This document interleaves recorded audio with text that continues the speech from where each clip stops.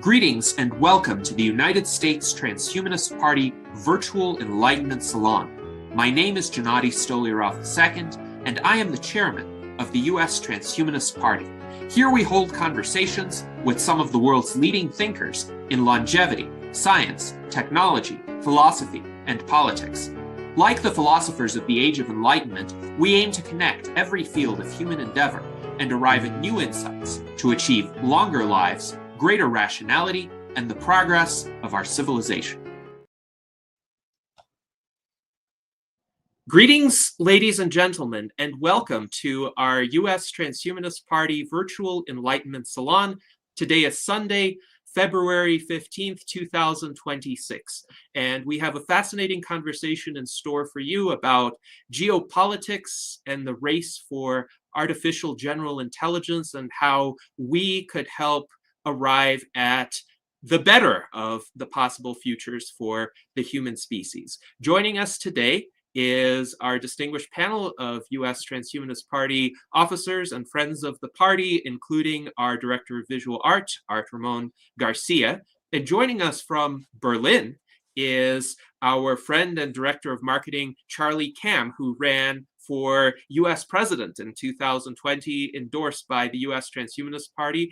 And with him is Celia Black, who works with Ray Kurzweil. So we have the USTP represented, we have Ray Kurzweil represented, and our special guest today is George J. Chanos. George Chanos served as Nevada's 31st Attorney General between 2005 and 2007. He has been advising leaders in business and government for over 30 years. He is an accomplished entrepreneur and he is an artist as well. His most recent book, Millennial Samurai, A Mindset for the 21st Century, takes a look at the technological revolution and how it will likely impact our lives over the next 30 years.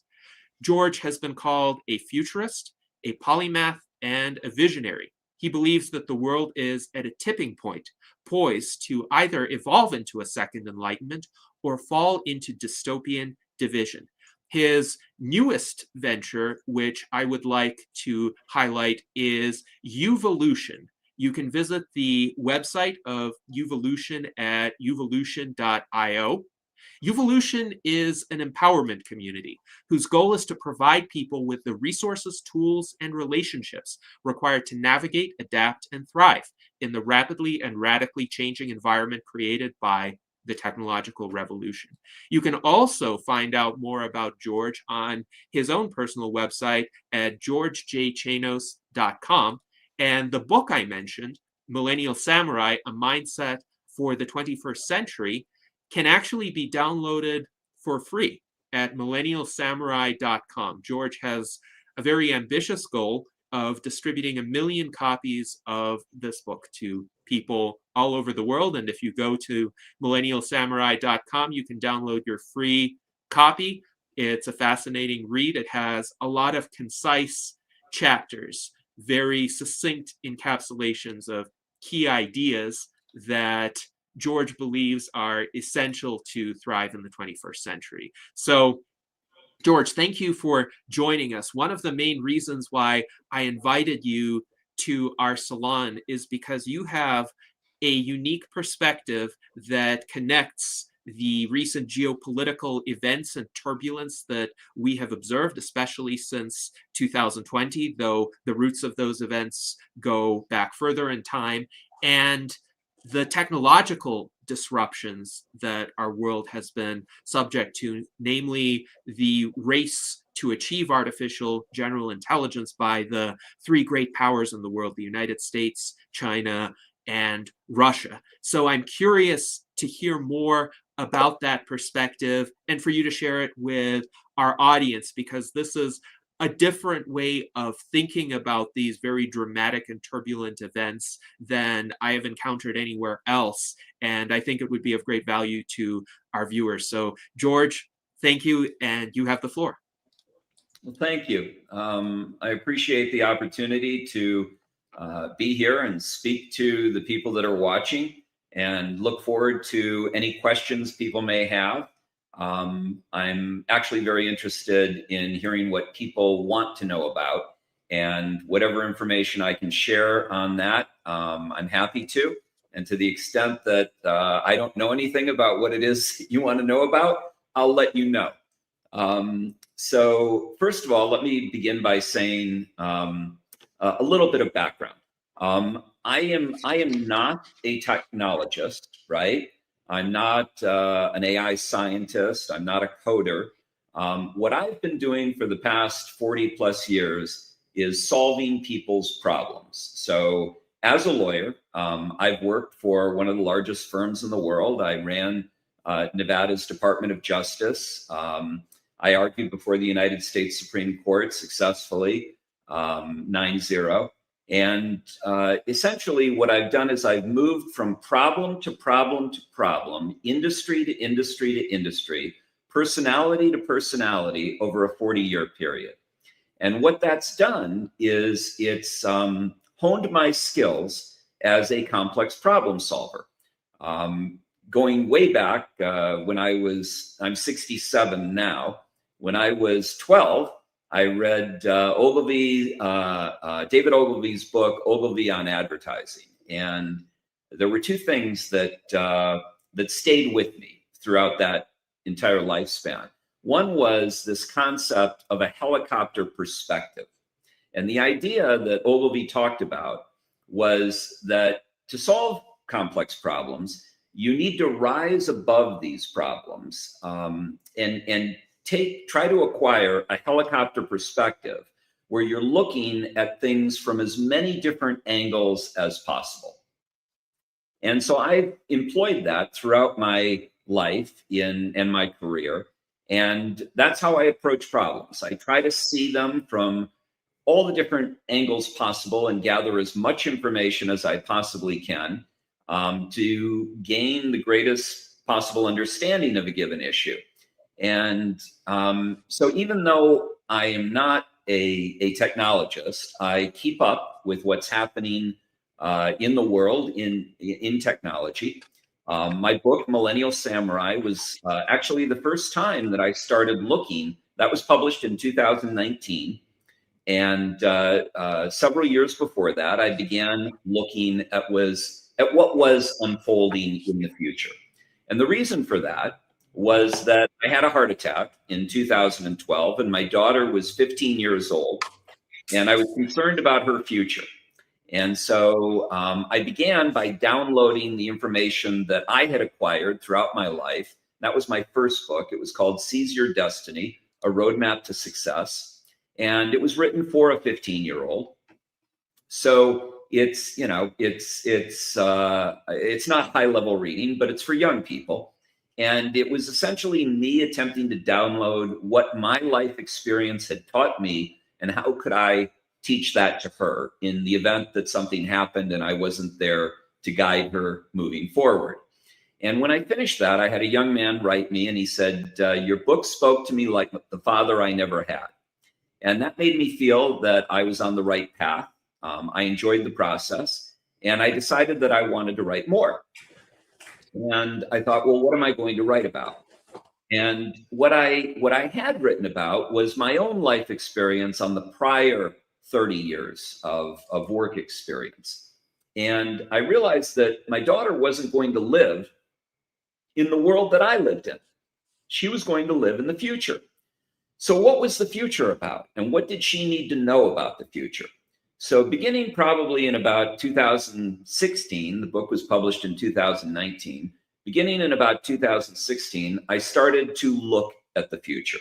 And I put on my researcher hat as a trained lawyer and litigator and researcher and analyst and complex problem solver. I started looking at what people like Ray Kurzweil and Peter Diamandis and others were writing about the future. And what I saw astounded me.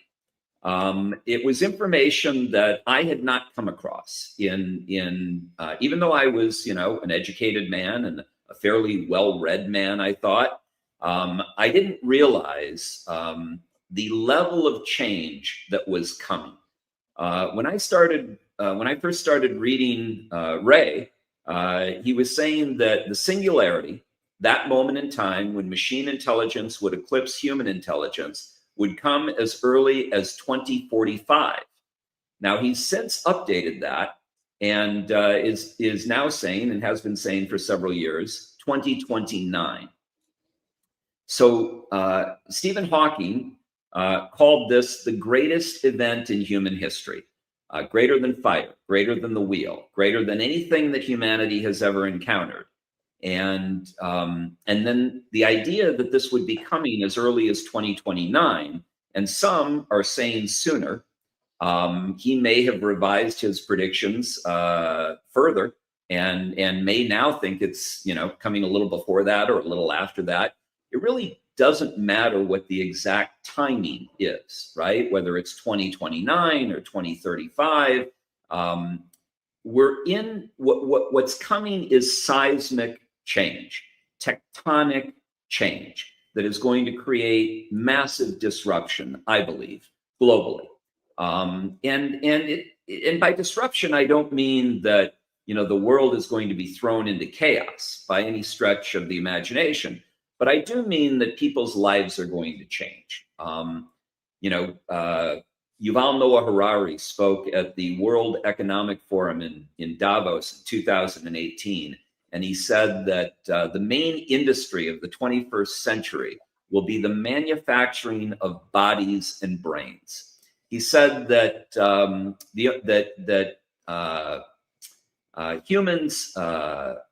human beings are organisms that you only need two things to replicate. One is, I'm sorry, my dogs are quiet. Sorry. One is computing power, and the other is data, primarily biometric data. And that with these two components, we can engineer life. And he said that in the future, the conflicts will not be between, blacks and whites, or Muslims and Christians and Jews, or, the wealthy and the poor, but they'll be between the species that we will have created. And so these types of concepts are incredible. They're things that most people are unaware of. And they're things that I only learned about in the last 10 years. And so it intrigued me to start learning more about those, to educate my daughter about what she needed to know to survive and thrive in the 21st century. And so I began writing Millennial Samurai, a mindset for the 21st century, from the perspective of a complex problem solver, right? And Millennial Samurai is divided into 182 chapters that are only 1 to 3 pages each. So it's for the short attention span reader, which our children have become. And part of that is because of products like TikTok, right? So I'm on TikTok every day, at least probably an hour a day. I actually really enjoy it. And the algorithm knows what I want to see. And so it's not showing me most of the garbage that's on TikTok. It's showing me things like news coverage around the world about things that are unfolding, coverage that I wouldn't normally see on mainstream media in the United States. And so I find it, very valuable. And it triggers some of my research, something I see there on a short post, I might do a deep dive into. Not might, I do regularly deep dives into. But in any case, one of the things about TikTok as well is that because of the format, these 20-second or 30-second clips, I believe, are rewiring our brains. And so they're creating shorter attention spans, right? When I was young, I had to get on my bike and drive to the library to learn something. My daughter goes on her phone. Her phone has 100,000 times the computing power that NASA had in 1969. And today, she doesn't. Today, she's got ChatGPT. Today, this bite-sized information is flowing at her in all directions. And so information is ubiquitous. Knowledge is becoming ubiquitous. And so what people really need to survive and thrive in the 21st century is not knowledge, because knowledge will be at their fingertips. Kurzweil, in fact, said that you'll just think of a question by the 2040s. You'll just think of a question and the answer will come to you instantaneously from the cloud. So what do we really need to know, right? Yeah.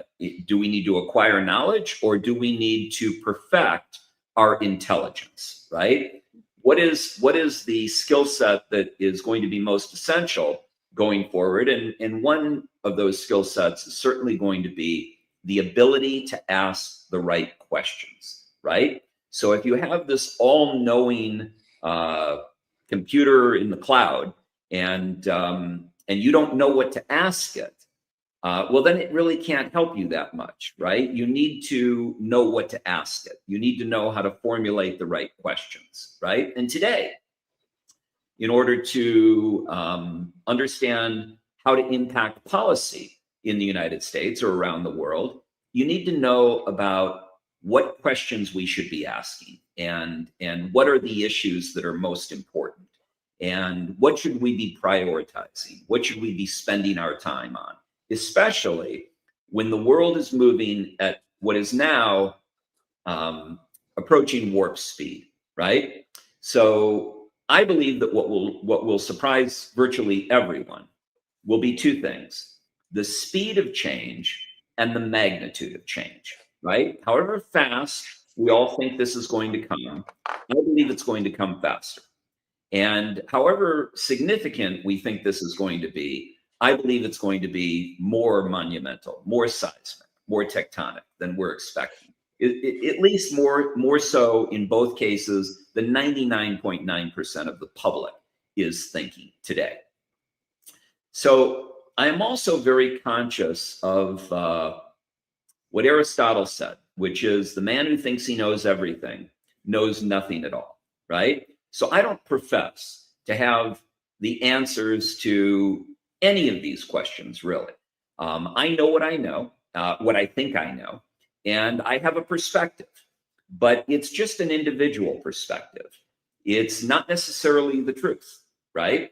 So our brains receive roughly 11 million bits of information every second of the day. It's been estimated, right? So again, the numbers are not what's relevant here. It doesn't matter if it's 9 million or 10 million or 11 million or 15 million. But millions of bits of information are entering our subconscious every day, because our conscious mind can only process roughly 15 to 50 bits of information per second. So if you have 11 million bits of information that are entering your brain, they're entering primarily through your subconscious, which means that you have not vetted that information. You have not interrogated that information. You're not even consciously aware of the vast majority of that information. And yet your brain reacts through pattern recognition to arrive at conclusions based on that large body of information that resides in your brain. And given that kind of reality, it's obvious that people who live in different places around the world, or even two siblings in the same household, have different bits of information that have been entering their brain throughout their life outside of their conscious awareness, and their brain reacts towards that information. So somebody, a young man growing up in war-torn Syria is going to have a very different view of the world, right, than Barron Hilton growing up in Trump Tower, right? So what's truth? Is it Barron Hilton's understanding of truth? Is it the kid in war-torn Syria's understanding of truth? Is it my understanding of truth? And what I would argue is that none of them have any privileged legitimacy, and they're all subject to error. And so I really believe that truth resides in a mosaic composite of the 8 billion people in the world and what they all think. So if we were to take all of their views and understand and see, and perhaps with AI one day we'll be able to do that, that we would have a greater likelihood of approaching the truth, right? James Surowiecki did a wonderful book on this called The Wisdom of Crowds. And basically, he tirelessly documented how crowds make much better decisions than individuals, right? So if you took like a massive jar filled with jelly beans and you tried to guess how many jelly beans were in that jar, and you asked Albert Einstein to make a guess as to how many jelly beans were in that jar, he would come up with a number. And if you compared that number, if you asked everyone at the Iowa State Fair how many jelly beans are in that jar, and took a composite of those guesses, that number, according to Surowiecki, would be closer to the accurate number than Einstein's prediction. And so, we often are very wedded to our views on things. Our brains make us think that we're right and that we know what we're talking about. And often that's not the case. Often we are not right and we don't know what we're talking about. The Dunning-Kruger effect, the psychologists that studied this issue basically discovered that an ignoramus given a small amount of information on, let's say, critical thinking or artificial intelligence, after reading a page on each of these things, would think that they know more than 99% of the public about these issues. Versus a Ray Kurzweil, who was asked,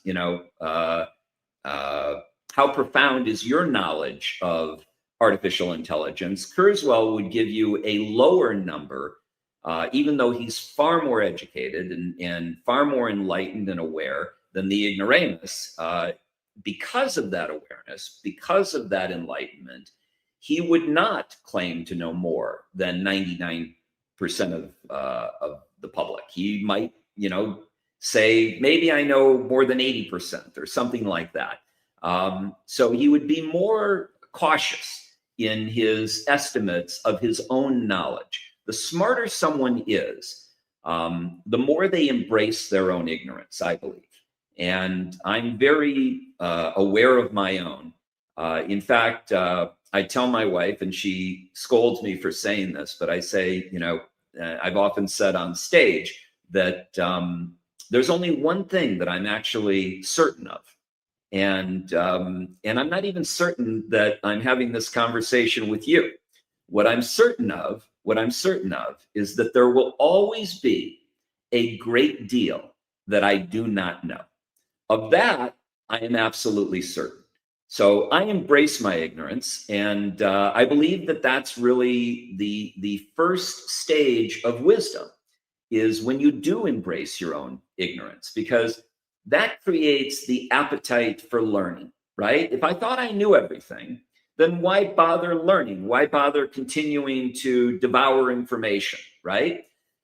It's because I don't have all the answers that I do continue to devour information. So essentially, that's my approach. Now, I know Gennady and I had a conversation when he was in Las Vegas, and I expressed a belief of mine, which again, I don't know for certain is accurate, but this is my best analysis of what's going on that particular subject. In 2017, Vladimir Putin said that he who controls artificial intelligence will control the world because they will be able to subjugate all other governments, right? And when you take that admonition and you take Stephen Hawking's admonitions and you take Ray Kurzweil's, what I see is essentially a race towards the singularity. I call it dueling Manhattan projects.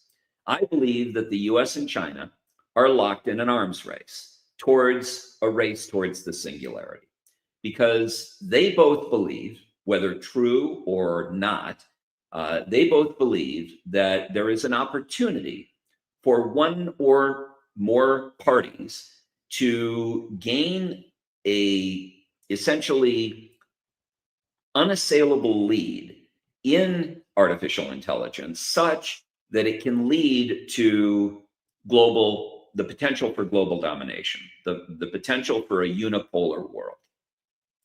And there's moving in that direction at warp speed, and that explains the CHIPS Act. That explains why we're restricting what level of NVIDIA chips can go to China. Surprisingly, Donald Trump is willing to let them have advanced chips as long as we get 15% of the revenue from them, is his most recent negotiation with NVIDIA.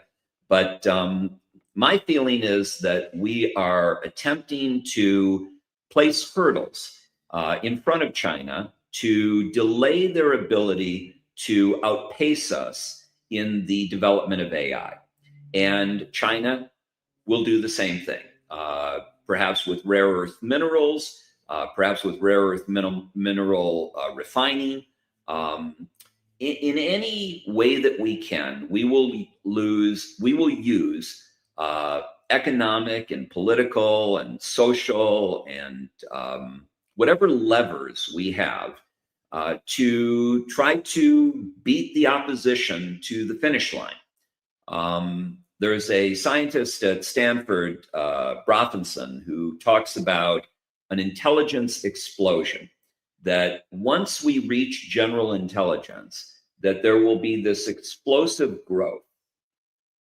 And so the idea is that there could be a moment in time where one party crosses a threshold that allows their AI to learn at a pace that leaves number two way behind, and simply takes off as an intelligence explosion. Now, I'm not sure, how others might think of this theory, or whether they'd agree with it or not agree with it.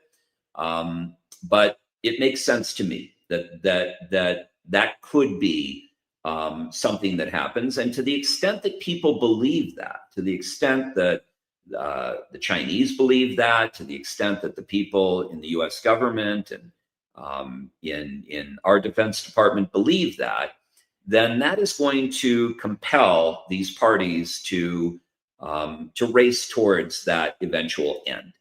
And so I think that's part of why we're seeing what we're seeing, the pivot on our relationship with China, which really began in 1972 with Nixon and Kissinger. And we had a 50-year peace dividend of a harmonious relationship, an open and harmonious relationship with China that we're now pivoting on quite dramatically, right? When Nancy Pelosi went to visit Taiwan, it was a significant departure from the U.S. norm.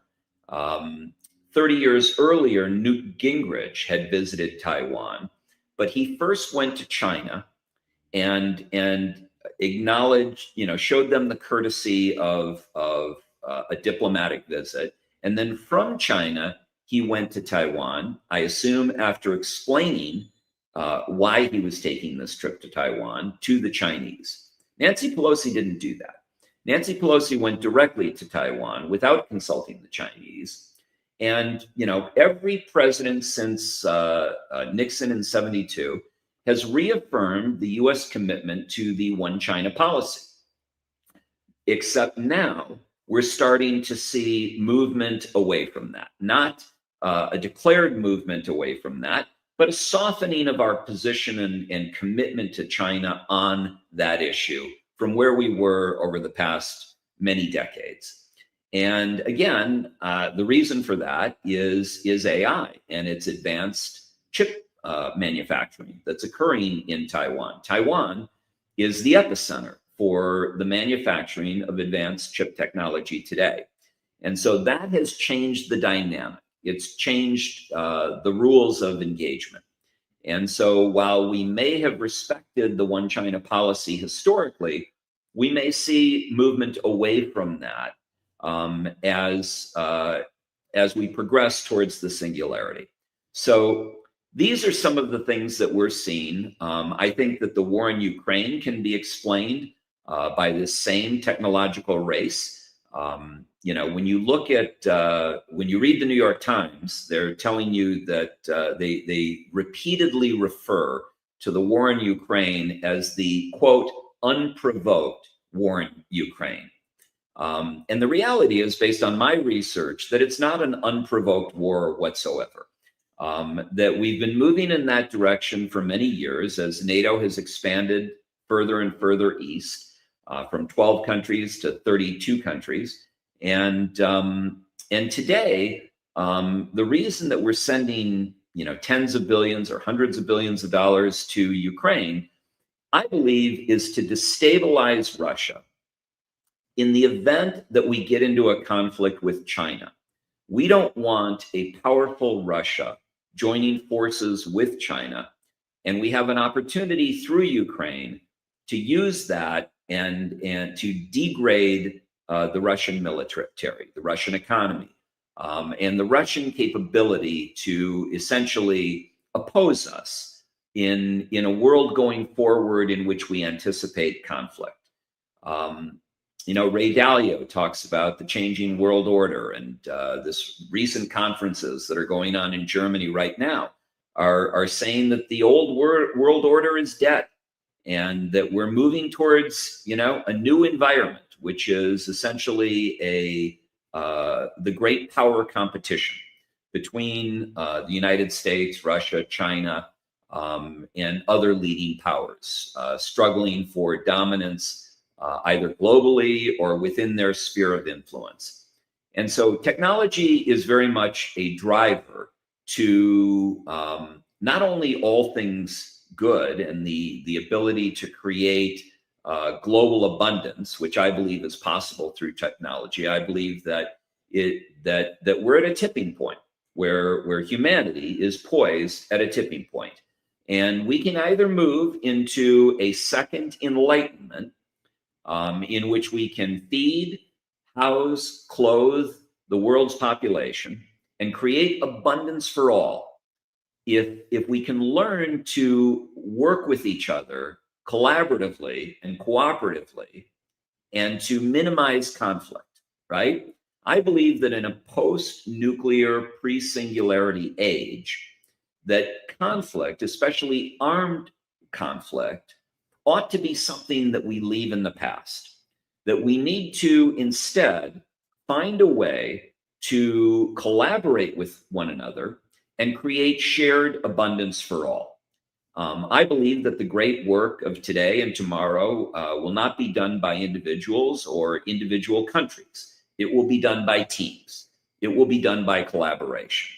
The greatest minds being drawn into a project from all over the world and working collaboratively to solve the world's problems. I believe that that's the answer going forward. And I believe that our old approaches towards these issues, towards conflict, need to be left in the past. So that's basically my thought process on these issues. Again, I'm one voice, I'm one opinion. You may or may not agree with me. One of the things about not being wedded to your own opinions, because you understand the vulnerability of your own opinions, is that you understand also the vulnerability that applies with equal force to everyone else's opinions, right?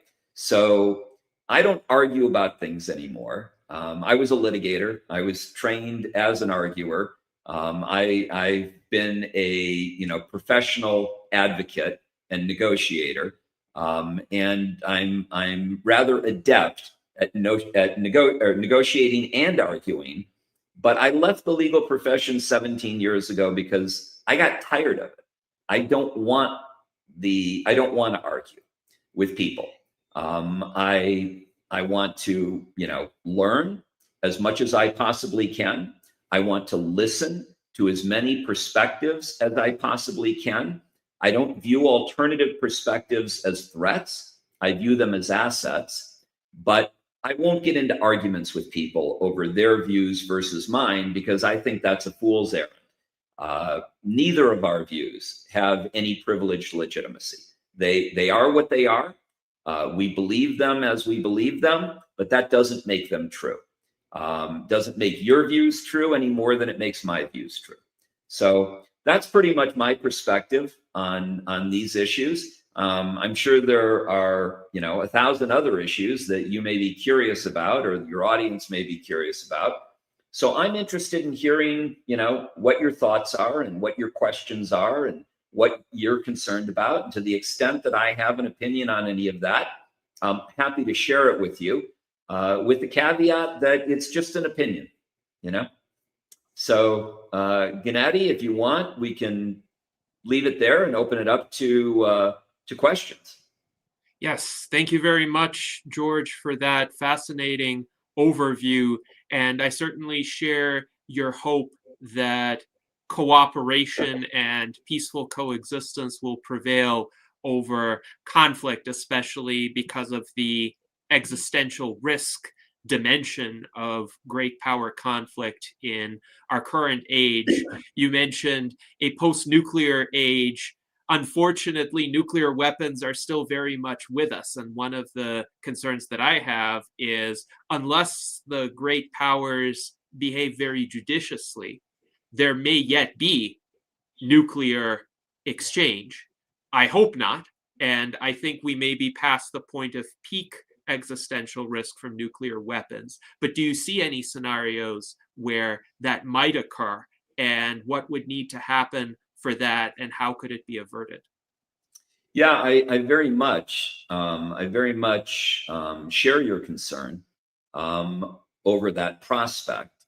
I'm generally an optimist. I'm a pragmatist or a pragmatic optimist, if you will, because I see no upside in being a pessimist. Right? Some might say, well, pessimism is a better bet for the future over optimism. And it may be. If I were placing a bet, I would have to certainly consider that. But I'm not placing a bet. I'm rooting for our success. I'm rooting for humanity to pull through. I mentioned Broffinson, and I'm probably butchering his name. He's at Stanford, but he also talks about the question of why is it that we have not seen?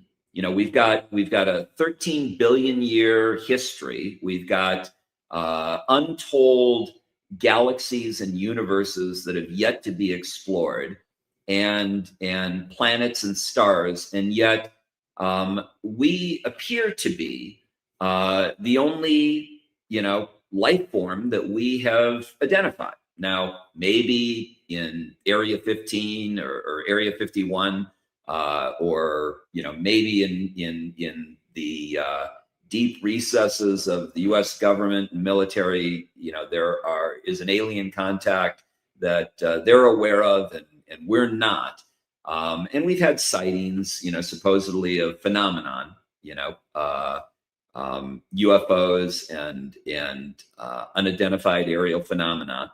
But we haven't really verified the existence of life other than us. And the question is, why is that? Right? Why, with so many planets, so many stars, so many universes, why is it that or galaxies, why is it that we have not routinely encountered life over the past centuries? And the answer that he posits is that it is possible that life forms develop along a path that is similar to our own, where they eventually become intelligent enough to create something like nuclear weapons, right? But they lack the emotional development, right? They lack the emotional and spiritual connection and development to not misuse those tools that they were smart enough to create in the first place. And they end up misusing those tools, and it creates an existential event, and they end up extinguishing themselves, right? That may be why there isn't a significant number of alternative forms of life that we should have already have identified, because maybe we get to the point where we self-destruct. And so I think there is very much that possibility. I kind of analogize it to where we are today, to basically placing a Ferrari in a room with a bunch of 3-year-olds with a key to the Ferrari, right? And eventually they figure out that the key goes into the ignition, and eventually they figure out how to turn the key, and eventually, the Ferrari revs up, and somehow they get it moving, and they crash, right? Or, perhaps a better analogy might be a grenade, throwing a grenade into a room of 3-year-olds, and one of them pulls the pin, right? So we're like those 3-year-olds, in my opinion. We're dealing with a level of technology that is quickly exceeding our grasp. Today, Anthropic is released, not today, but in the last week or two, they released a site where agentic AIs are talking to each other, right? And we don't even know. Facebook and Google have both had experiences, apparently, where these AIs were talking to each other in a different language that we couldn't understand, right? So at what point do they, and then the other, recent news out is that, we all have a picture of humans, human engineers, human programmers that are creating AI. But what's happening today is that we've created AI that can code better than most, humans. And today that AI is coding the development of AI. And it's been estimated by the people that are involved in that process that only 50% of that code is even being examined. And that's at the rate that things are developing today, which is going to accelerate exponentially, which means that if only 50% of the code is being overseen by humans today, then next year it won't be 50% of the code. It will be 40% or 30% or 20% or 10% of the code that is being looked at by humans. And the question is, what will that AI create, right? And the idea is that as we build this, that we take the best things about the human race and we embody the AI with our best virtues, right? A respect for life, right? A respect for humans, right? There was a famous conversation with Larry Page of Google and Elon Musk that Musk reported on an interview with Tucker Carlson, in which Musk apparently asked Larry Page, "What are you doing to protect humans?" And Larry Page said, "Well, why do you ask that? Why aren't you asking, what are we doing to protect machines?" And Musk said, "Well, because I'm a human." And Page apparently responded by saying, "So you're speciest. You're a speciest, right? And in other words, you're a racist against machines, right?" And Musk's response was, "No, I'm human, right? So I care about what you're doing to protect humans, right?" And Page was saying, "Well, what makes you think that humans should be leading the planet, right? all living things on the planet, or being the steward of our future. Humans have actually done a pretty poor job, right, in many respects. So why do you believe that machines can't do better, right? So the question is, I don't think anyone really knows where this is going. Even the greatest minds on the planet, I think, would admit that they can't tell us with any degree of certainty where this will all lead. We know that it will be amazingly powerful. We know that it will change life as we know it. We know that it may redefine what it means to be human. But we don't know fully where this is all going.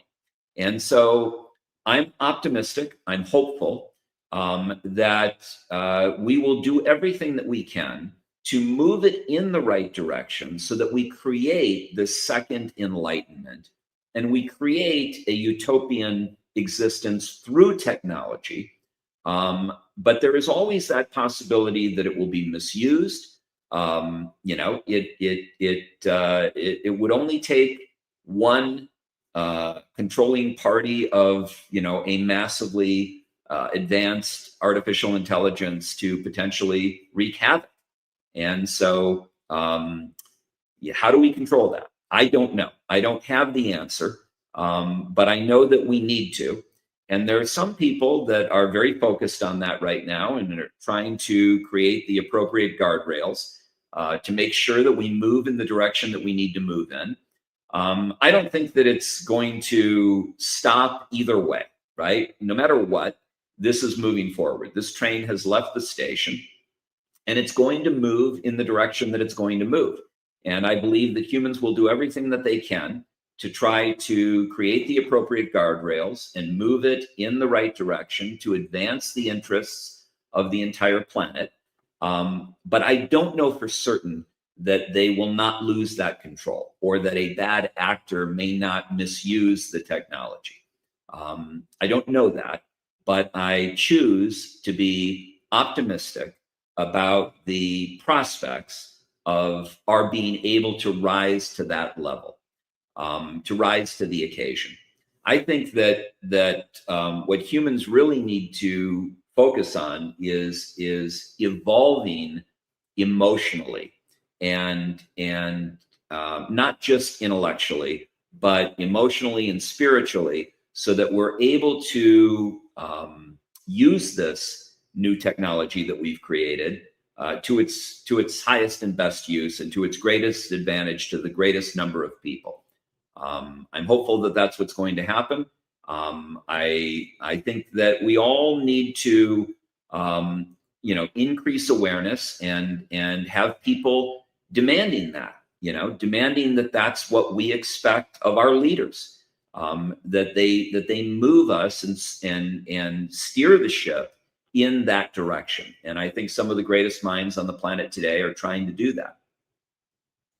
Yes, thank you very much, George. And I definitely hope that your optimism is warranted. I hope that via these discussions, including our virtual Enlightenment salons, we are nudging humanity ever so slightly in the direction of a future of just amazing abundance, longevity, potential, and not the future of destruction. Now, it's interesting. I think the economist you refer to is Robin Hanson, who originated the Great Filter concept. And we actually had 2 virtual Enlightenment salons with him. The first one was in 2024, and the second one was in 2025 on the idea of setting broad civilizational goals to prevent our civilization from declining due to a variety of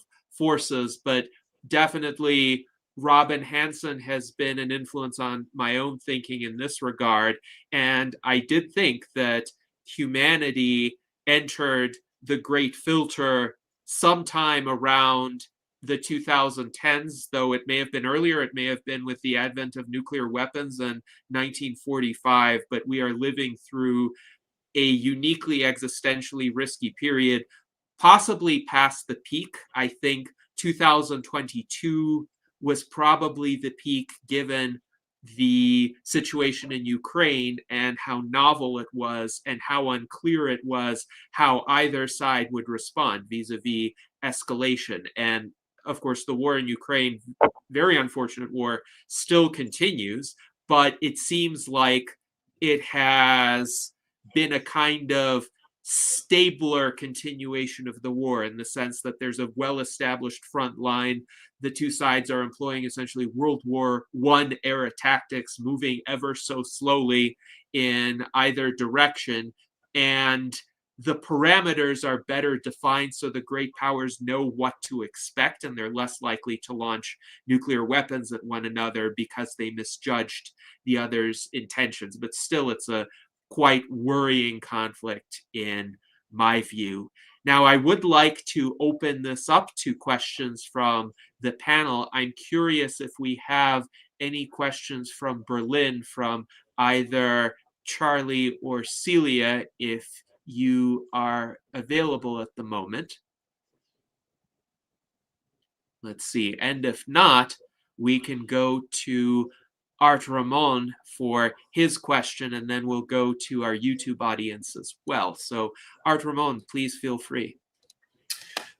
Yes, you sort of alluded to a hive mind earlier when you said you had teams.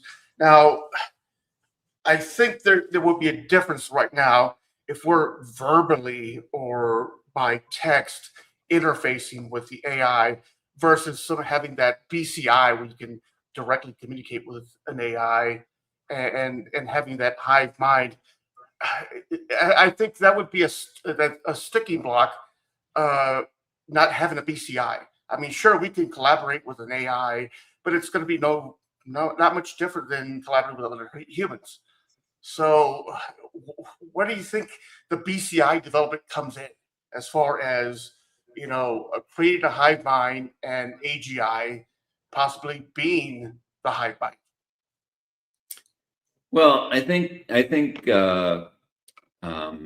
Kurzweil talks about a hive mind, and I know others do as well, where ultimately the projections are that that in the future you will know everything that I know, and I will know everything that you know, and that we'll have this potential for a hive mind mentality where all of our thoughts contribute to collective understanding and analysis. I don't know. As I said at the outset, I'm not a technologist, so I don't know how that will happen.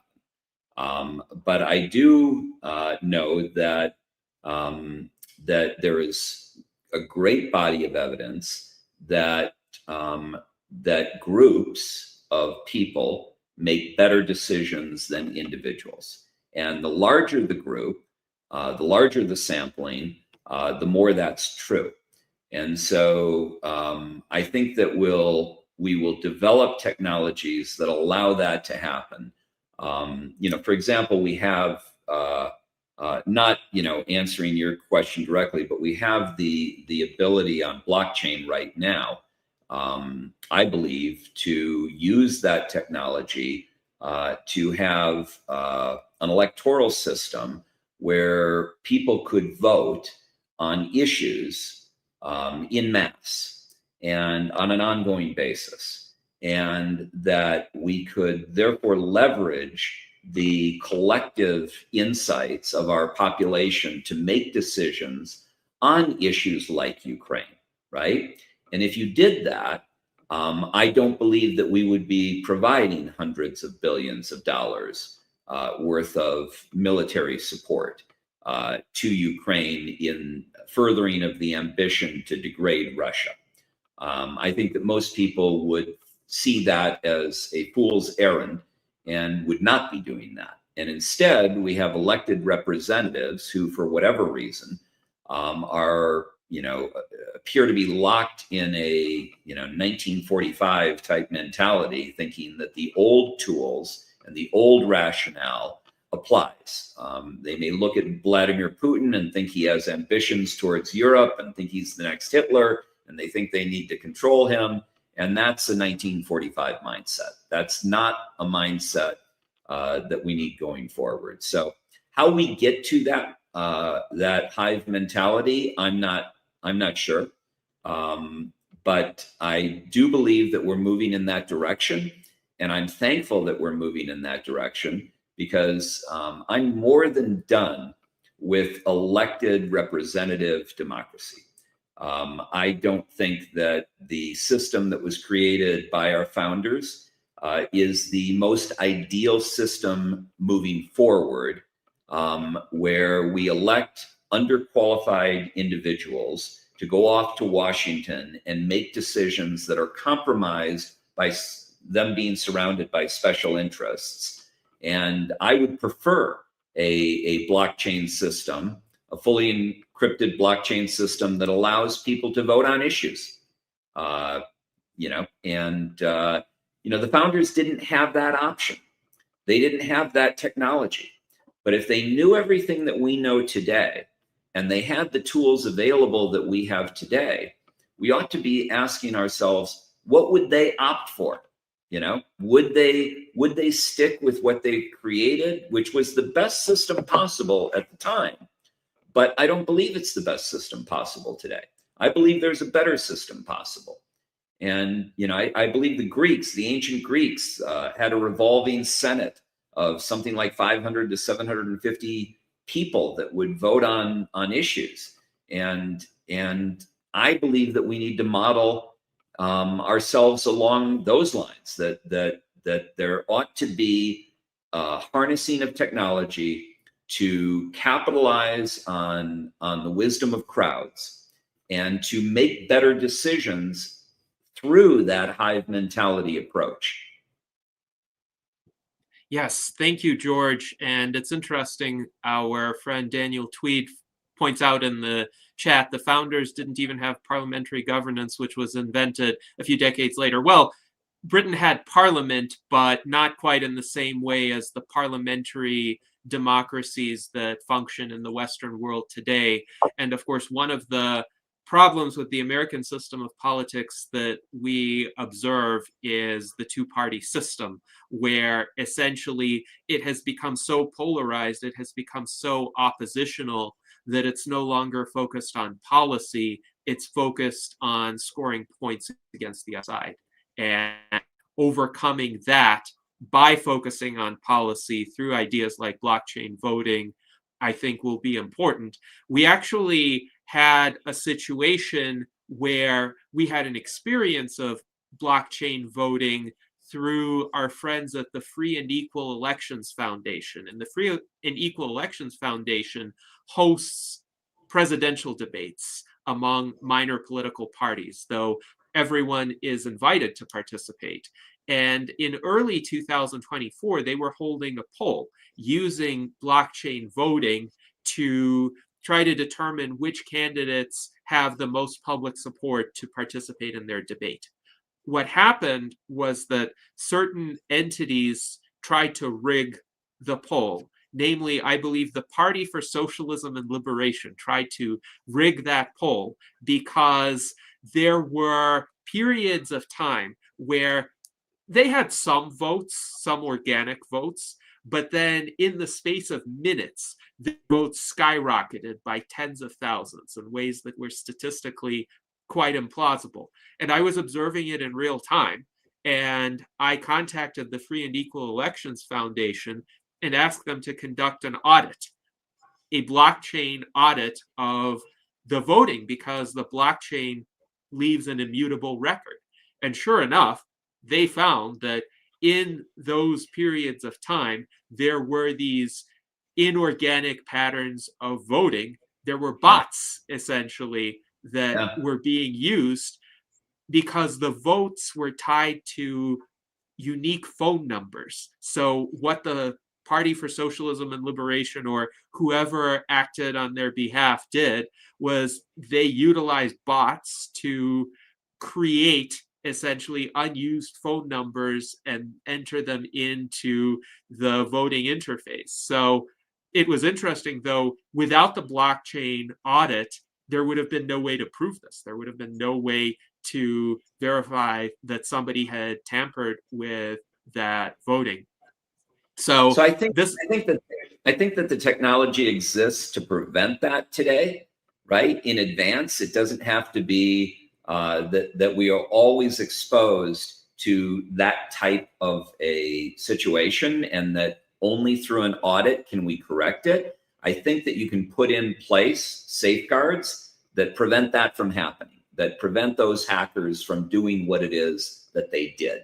And it would need to be a fully encrypted system. It would need to be a system that is, impenetrable to that type of malicious actor, in order for it to be viable.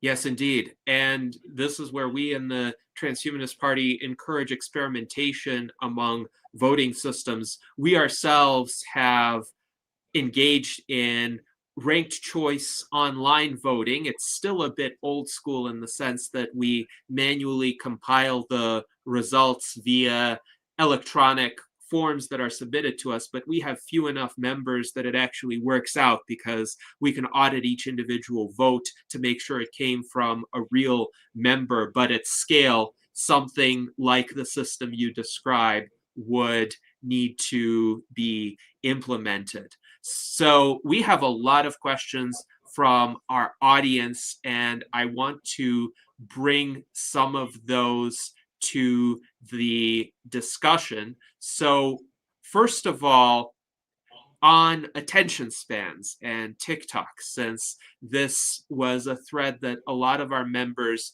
picked up on, Mike Lazine writes he's not a fan of TikTok because it's too limiting compared to platforms such as YouTube. And he writes, sound bites and video bites can be more easily taken out of context. Luis Arroyo writes that you, George, have a point. The long drawn out essay type replies and hour-long discussions will not appeal to as many people as time goes on. I remember the online discussion forums of the early to mid 2000s. I know I'm dating myself here, but there were a lot more of these longer posts where people wrote in paragraphs, and you would write a 5-paragraph post, somebody would write a 5-paragraph response to you. It would be normal to wait a few days in between posts and responses and have people actually think their points through. And right now it seems like instantaneous one-liners are a lot more common. Mike Lazine writes, having a short attention span leads to a lot of problems, including a lack of paying attention to detail and having less patience. And Luis agrees with him. He says, however, we cannot fix it as a political party, so we have to work with it, it seems. It's a sad situation.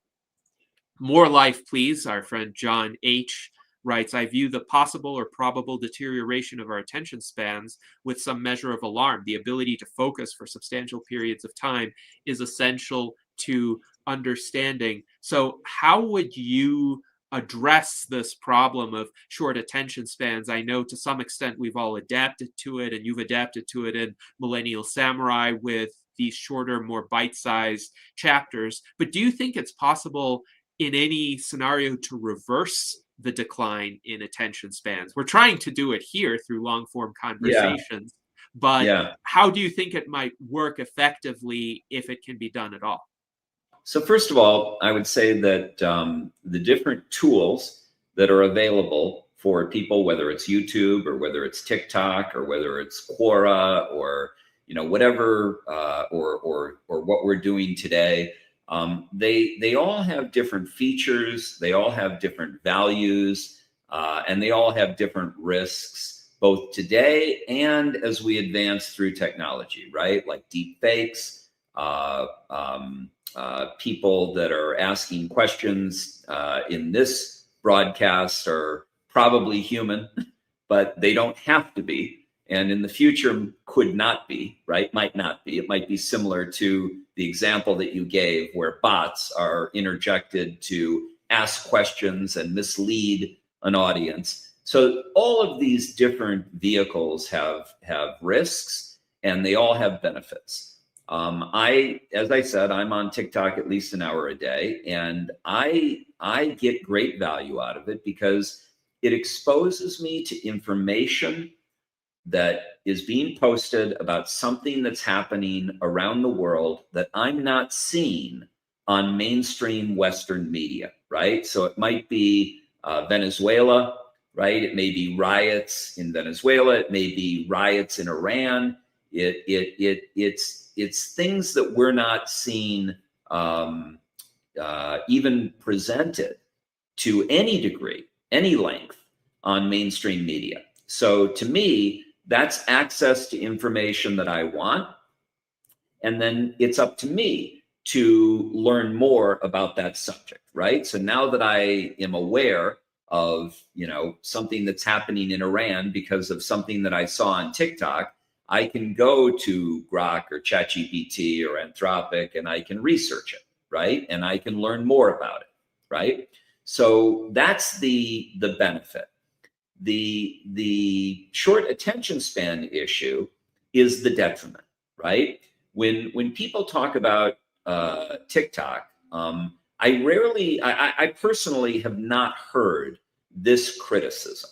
What I have heard is that they are gathering all of the data on our children, right? And their likes and their preferences and their opinions and their behaviors. That they are using algorithms to feed them information based on their preferences, and that they can mislead our population with targeted dissemination of information, right? That these are the threats that are most talked about. I believe the bigger threat is the threat that we've been talking about, which is essentially the rewiring of the human brain to cause it to become accustomed to information delivery in 20 and 30-second sound bites. And as one of your commenters mentioned, this is potentially a real problem because the people that have made great progress and are making great progress in science and technology and all the various disciplines require the ability to concentrate on a subject for extended periods of time. There are stories of Bill Gates in his dorm room coding until he fell on his face on his laptop out of exhaustion, because he would be working 15, 16 hours, 18 hours on a stretch, or maybe even more, maybe 20, 30, 40, whatever, however many hours he was working to get things done. And people that have a compromised attention span are not going to be able to engage in that activity. They're not going to be able to even necessarily watch a video of this length and not feel some kind of cognitive dissonance that takes place, because it's irritating that they're not getting the information instantaneously. And so number one, I think it impairs our logical reasoning functioning. And I think that's the greatest threat, not the other threats that have been highlighted, although those are, potential threats as well. But there are also potential benefits, right, that to me outweigh those threats. But the shortening of attention spans is a uniquely critical threat that exists irrespective of the nature of the content, right? Doesn't matter what they're saying on TikTok. Even if it's owned by Larry Ellison and this collective that have bought it or that are buying it, even if it's owned by Americans and they're choosing the content so that there's no threat of the content and no threat of the data accumulation, there's still the threat of the shortening of our attention spans, as long as they keep that same format.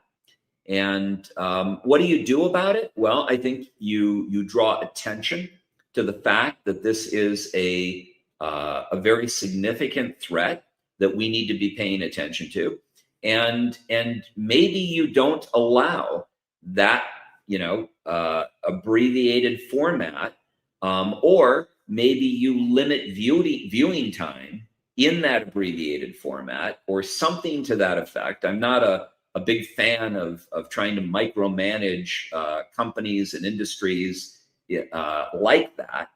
But in fact, I generally would be very much opposed to it.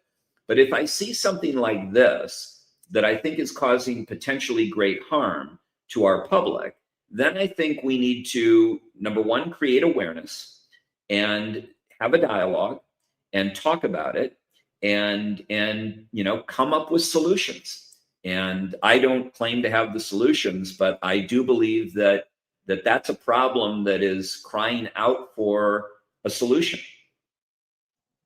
Absolutely, it is. And Luis Arroyo characterizes the problem as follows. Anybody born past 1995 has a questionable attention span, it seems, by default.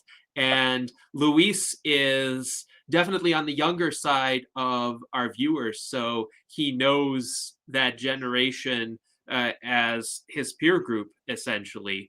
And Mike Lazine concurs. He has found this with friends he has who are millennials, or he says Generation Y.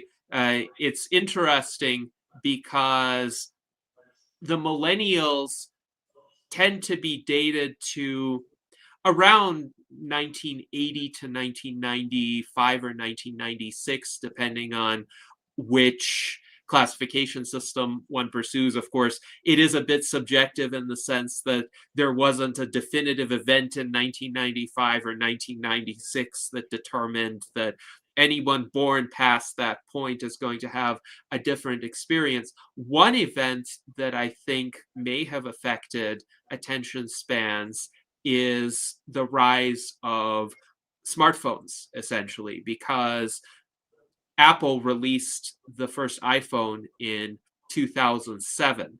So I was 20 at the time, and I still had the experience of a world before mobile phones where you had to work to get information. It wasn't instantaneously at your fingertips. But with mobile phones, of course, you can get really useful information, but you can also get distraction at your fingertips as well.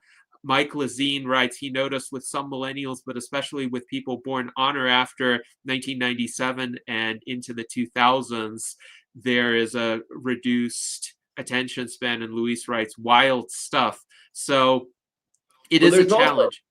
There's also the issue of entitlement and immediacy.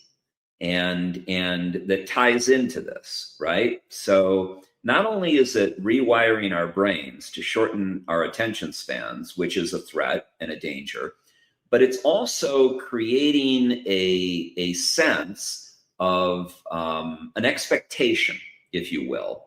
Again, I mentioned that when I was a kid, I had to get on my bike and actually drive to the library to find out something, right? And today, my daughter is able to look at her phone and get an answer virtually instantaneously. And that creates an expectation, right? So she's accustomed to getting things quickly, right? Getting information quickly. And when you're accustomed to getting information quickly, it can also shape your attitudes and your beliefs about, how easily and how quickly other things should come, right? So for example, an employee that is in a younger cohort might expect a raise or a promotion more quickly than someone in a prior generation, like a baby boomer generation or the greatest generation, right? The baby boomers are said to typically have stayed at their jobs for roughly 8 years, and yet Gen Z, the average is only 2 years, right? So they get anxious. They want to move on. If things aren't progressing the way they want, they're not going to wait 8 years to find out if things are going to change, right? They're going to put in a year or 2 years at most. And if things aren't happening the way they expect them to happen, then they're going to move on.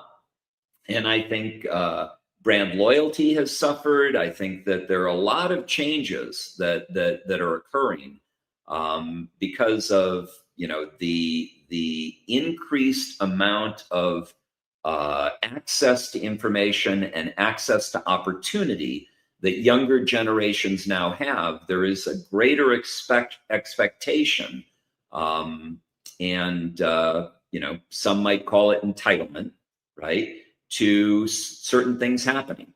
And so our culture is changing that way as well. And that's a whole different issue, right? Yes.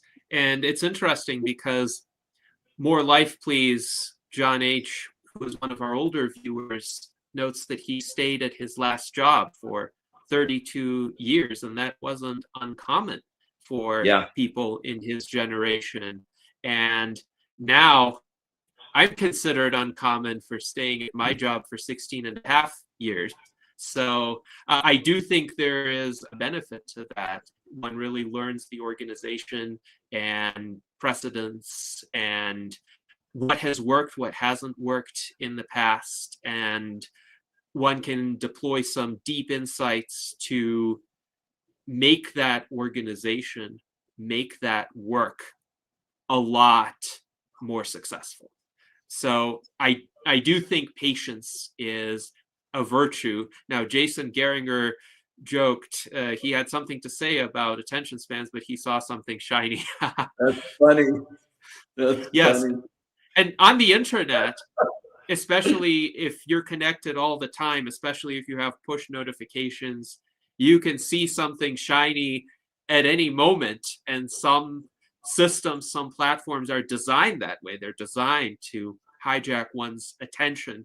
But to follow up on this, I know that you have certain approaches to productivity that have made you particularly successful, and you've been able to integrate emerging technologies into your approaches to productivity. So if you could perhaps walk our viewers through how you are able to achieve so much in an age of distraction and distractibility, and how in doing that, the new technologies, the new platforms don't seem to phase you. You're able to even integrate TikTok into your routine without being distracted, without succumbing to the short attention spans.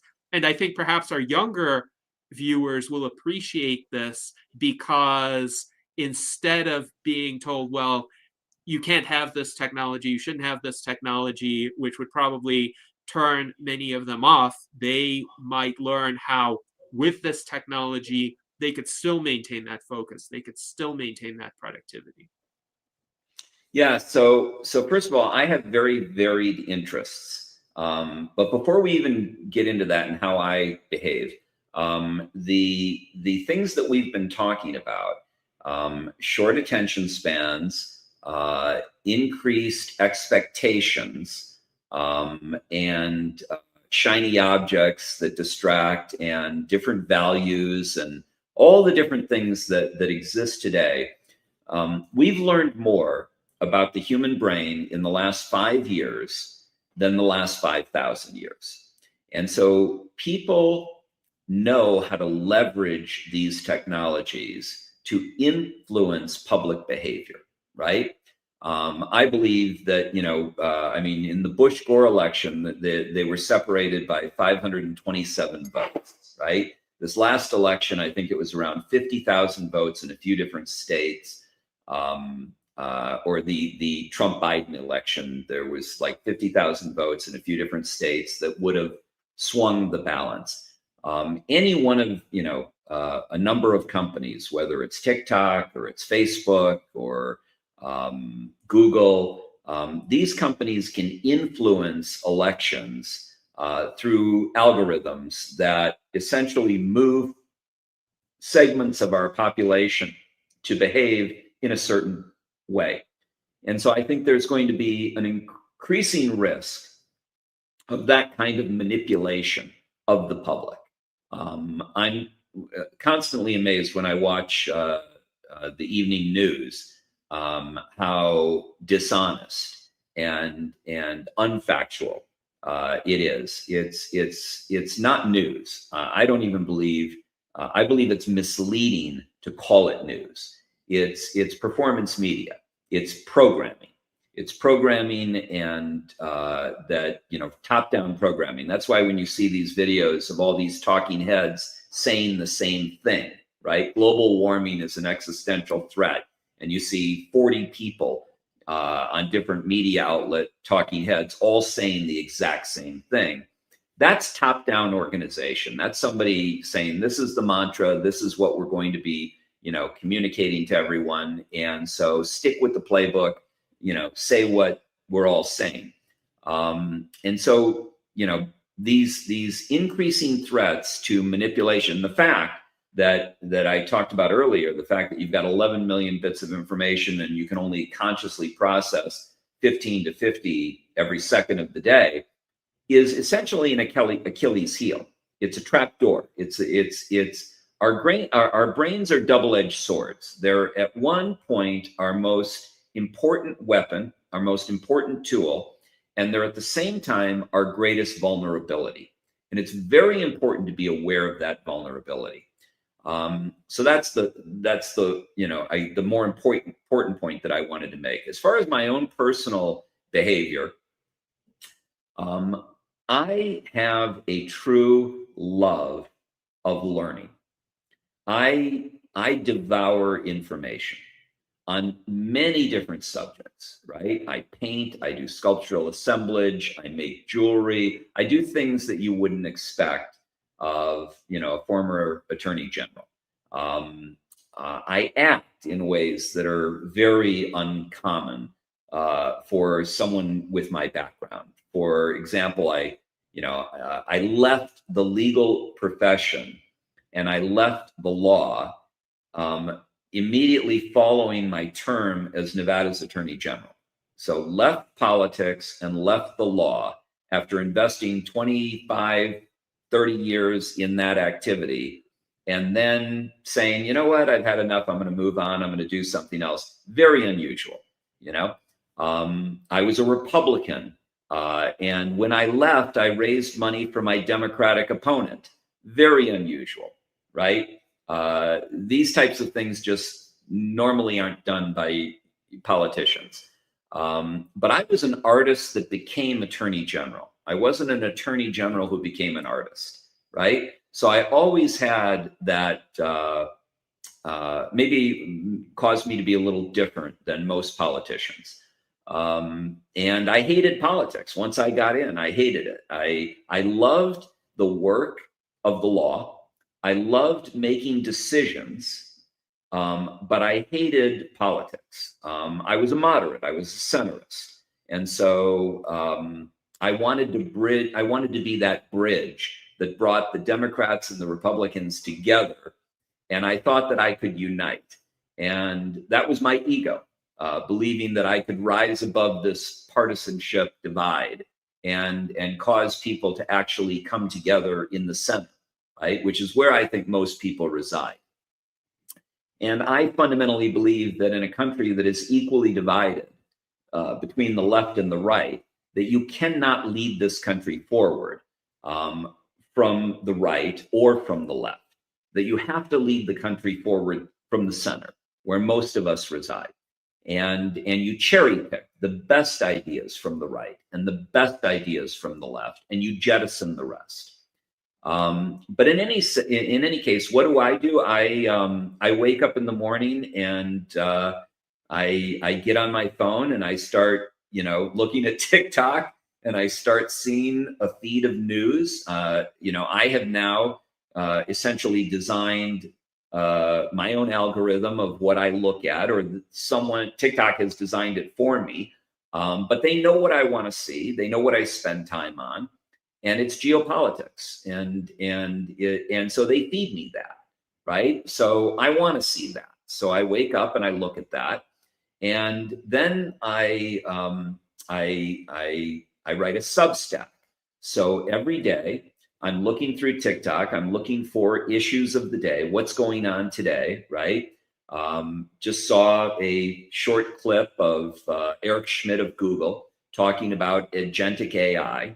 and how this is the next, trillion-dollar companies or people that are going to take these agentic AIs and are going to train them to perform certain tasks, right? So let's say you're a social media expert, and there were guys on the All In podcast that were talking about how they're using agentic AI to go through all their prior broadcasts to clip the most viral segments of their prior podcasts, and to deliver them so that they can then be posted as teasers on various social media, and then challenging these agentic AIs to how can they make their videos more viral, right? So this is what's happening now, where people are training these agents, these AI agents, to perform as they would themselves. Like, Robert Parker is a wine critic, and or someone who is an art critic could train an AI to perform as they perform.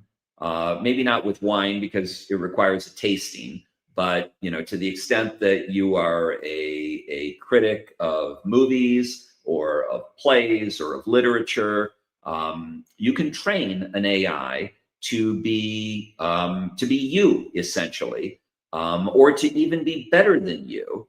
And then you can license access to that AI to somebody. Let's say it's social media development. So you train your agentic AI to perform all these magnificent feats in creating viral media, and then you go to people that are looking for that service, and you license access to the agentic AI that you trained, right?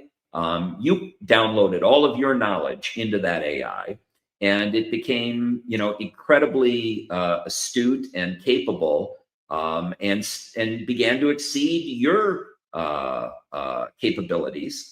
And now it can stand instead of you as a service provider that can generate revenue. And you can train multiple AIs, multiple agentic AIs, to perform different tasks at a very high level, and then use those to generate revenue. So I begin by devouring information, then I do research, and I try to accumulate more information, and then I write. And I use ChatGPT to help me in creating my articles, to lay out an outline, to create an outline for me, and then I'll begin to draft the piece. And I'll feed it back into ChatGPT, and I'll ask it, can you think of any corrections, or am I missing something? Is there something that I didn't cover that you would recommend that I should cover? And I have a dialogue with my AI, and then every day I publish at least one article, typically more than one, and when we were talking about if knowledge is ubiquitous, then what is the skill that you really most need? And I said it's intelligence. It's the ability to discern what are the questions that I need to be asking. So the value add in my Substack is my asking the right questions, right, of my AI. What should I be asking? What's most important? What do we need to be focusing our attention on? What of these issues that I'm seeing on TikTok do my readers need to know about, right?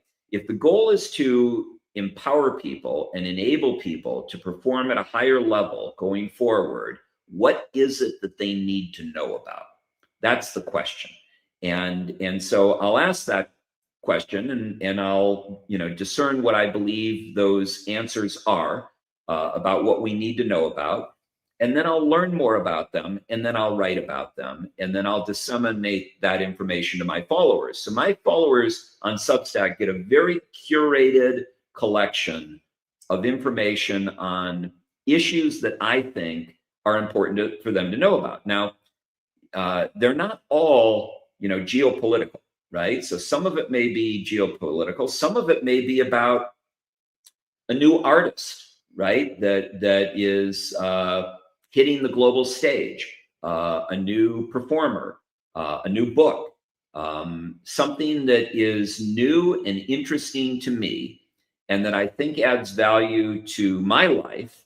I share with other people by, developing that story and publishing it as a Substack article. So that's mostly what I'm doing now. I'm also birthing a platform called Uvolution. Uvolution is spelled like the word evolution with a U. So it's your evolution, essentially. And the idea behind Uvolution is to create a platform that is both a community and a learning and teaching vehicle. And so, we all need communities, right? And our high schools are failing. In Clark County, we've got 30% of students have checked out. They don't even go, they don't attend. We have a teacher shortage of 1,000 teachers. In college, I have, my daughter has many friends that have graduated from college and can't find jobs that require a college degree. So they do a 4-year program and they spend, in excess of $100,000, and they come out, and the jobs that they're able to get are jobs that they could have got before they went to college. So it's not a good ROI, right? So the idea behind Uvolution is to create a resource that's like a high school or a college in the sense that it teaches, right? And it's a multi-generational community. It's, 18-year-olds to 80-year-olds plus. And it's those people coming together. So on the platform, for example, there's a product called the Essentials.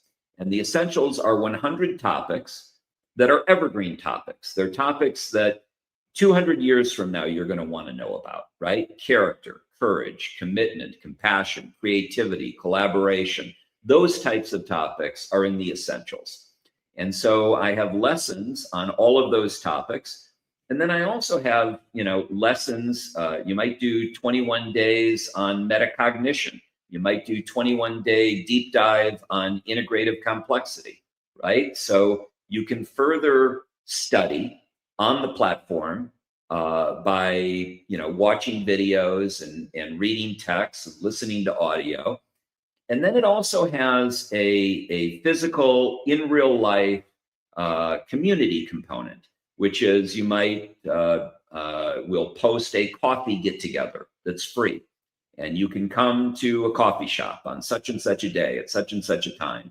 And you can meet with other people and make connections and form relationships.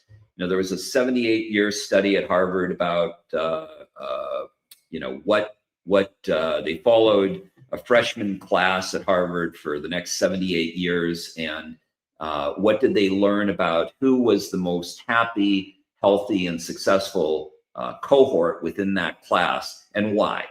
And they found that relationships, the ability to adapt, anti-fragility and adaptation, but primarily, what were your relationships? Who were the people that you were surrounding yourself with? Who was giving you support?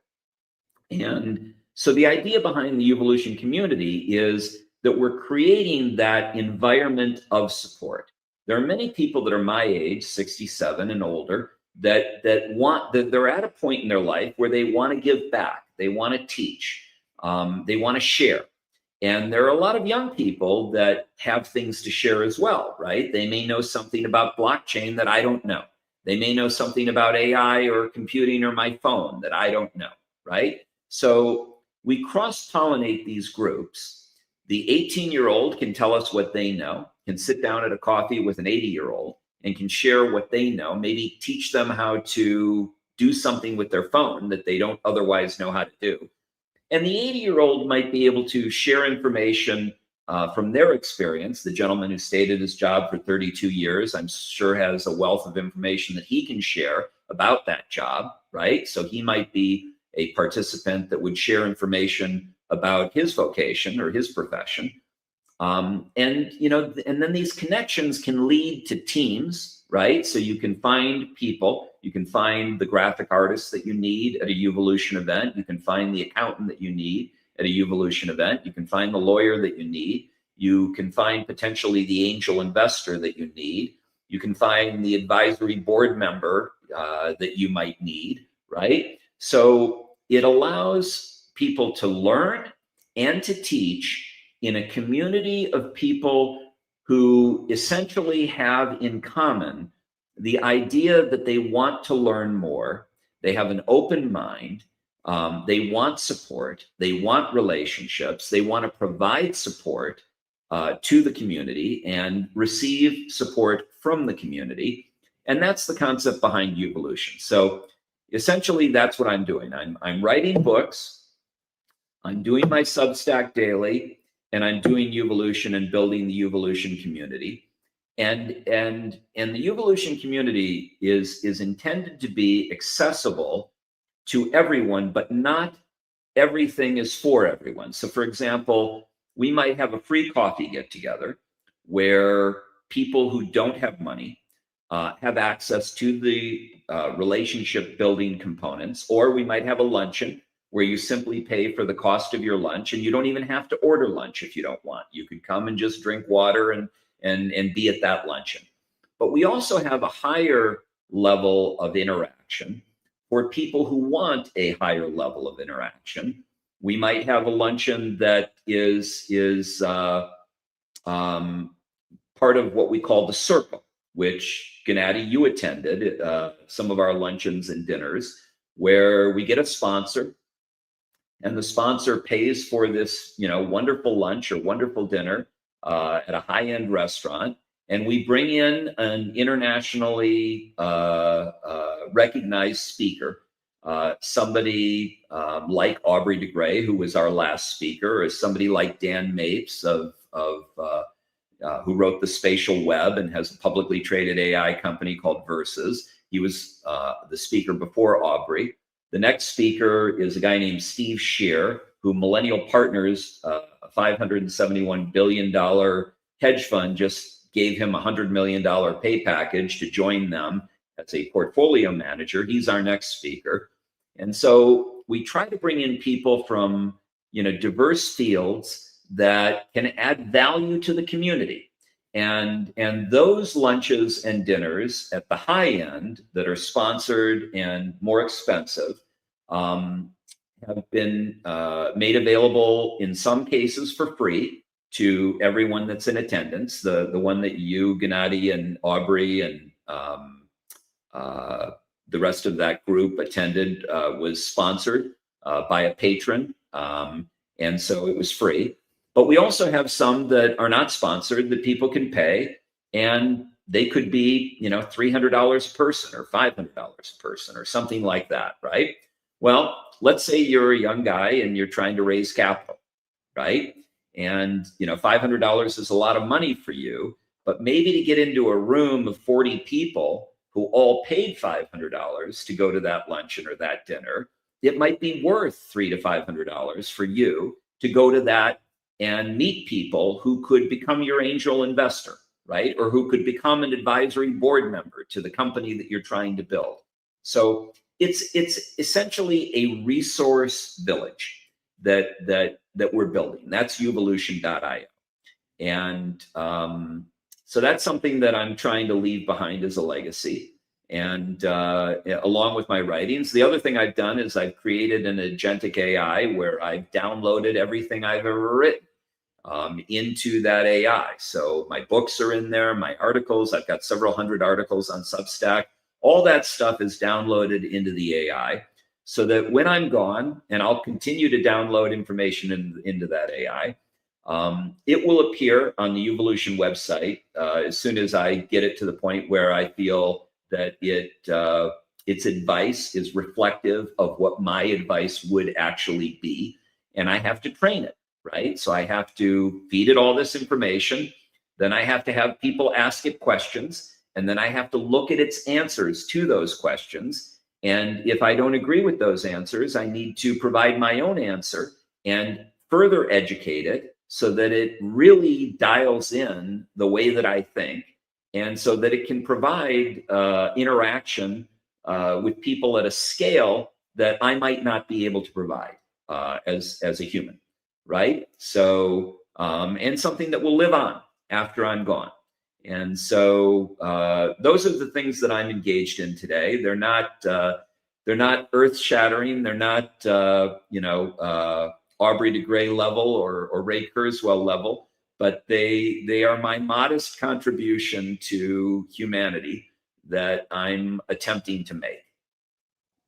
Yes, thank you very much, George. And this was a fascinating discussion of both what motivated your pursuits as well as key aspects of your approach. And I would reiterate to anyone who's interested, please visit uvolution.io. I greatly enjoyed the 3 events of yours that I attended in Las Vegas with Dr. Aubrey de Grey, who has also been a recurring guest on our virtual Enlightenment salons. And I can attest the opportunities for conversation, for asking thoughtful questions, getting questions asked of oneself, and forming connections with people from all walks of life, people from a variety of backgrounds and skill sets, that can go a long way. So uvolution.io can be a great resource for people who are interested. And if you happen to be in the Las Vegas area, I would certainly recommend attending one of the in-person events. Now, your discussion has prompted a lot of questions and comments. It's interesting on the hijacking of people's attention. Kevin Branciforti writes, a great sense of entitlement leaves one vulnerable to being influenced against one's self-interest. So sometimes various entities and their algorithms may prey on certain emotional vulnerabilities that people have. And one really needs to be aware of oneself and one's tendencies to prevent oneself from being taken advantage of. But along these lines, he has a question on viral AI clips, which is actually something that I've been quite interested in creating with regard to the virtual Enlightenment salons. And StreamYard, the platform we're using, has a feature. I think it's a paid feature, though I had the opportunity to experience it for certain prior salons. I suppose there was a promotion of sorts where it does use an AI to generate a number of clips, excerpts from the conversation. And some of them are better than others, but they are intended to function as essentially bite-sized excerpts. And my thinking about those clips would be, it would be nice to put them out there to entice people to learn more. Like, this is an excerpt from an in-depth conversation, and if you liked what you heard, perhaps you'd like to listen to the entire conversation. But Kevin wonders, are viral clips disseminating information, or could they be perhaps evoking emotion, especially if they have some powerful emotional hook? Could that be a vulnerability? Could that be all right as a tactic to use in certain circumstances? What are your thoughts? Yeah, so first of all, there's research on this that basically a controversial clip is at as much as 5 times more viral than a non-controversial clip. So something that is sensational, something that is controversial, will be shared more frequently, and so people build that into their media because they want it to go viral. So, in fact, there was an article, I think, in Wired magazine that talked about these young guys, young kids in Siberia, in Russia, and they're driving around in BMWs, and they're making a lot of money off of Google algorithms and social media. And so what they're doing is they're taking, let's say an article appears in the New York Times. Our guests earlier that are in Berlin we're talking about hearing Hillary Clinton speak, right? So you could take the speech of, that Hillary Clinton gave today, or you could take a story that the New York Times writes about the speech that she gave today, and you essentially plagiarize it, you pirate it, and within that speech, that, let's say you take the New York Times article on the speech, you plagiarize it in Siberia, right? And then you add a sentence that she didn't say. So it seems like it's all legitimate, right? If somebody's reading it, they think that this is a legitimate article, right? And yet it contains a sentence or two that are completely fictitious, but they're sensational, right? For example, they might include a sentence that says that she said that Donald Trump should be tried for treason, or something like that, right? And that goes viral, not because of the speech itself, but because she supposedly said this thing that she did not say. And so making things outrageous has proven to be economically advantageous to these young people in Siberia. Because what happens is they'll do that article, they'll post it, and then they'll post ads that are in it. And apparently there's, people click on something like 1 of 5 ads. And so if you put 5 ads in a piece and they click on 1 of them, you're getting paid for what they clicked on, right? Well, the more it's shared, the more likely somebody is to click on 1 of those ads. So you're increasing the potential for revenue by making it go viral. And you're making it go viral by cheating, by lying, by falsifying information. But the algorithm doesn't understand that. The algorithm just looks at how many people read the article and how many people clicked on the ad, right? So there are economic incentives that are built into the current social media monetization model that encourages sensational and false and hate speech and things that get shared more frequently. And so, one of the things that we need to do is we need to address that. And, there are a number of different ways that you can address that.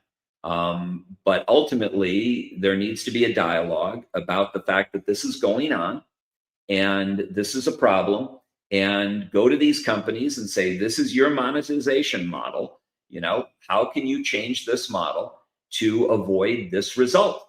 And, maybe it's to have an AI that reviews the post for false information and catches the false information and then does not allow that post to go forward, or flags that post, or does not allow it to be monetized.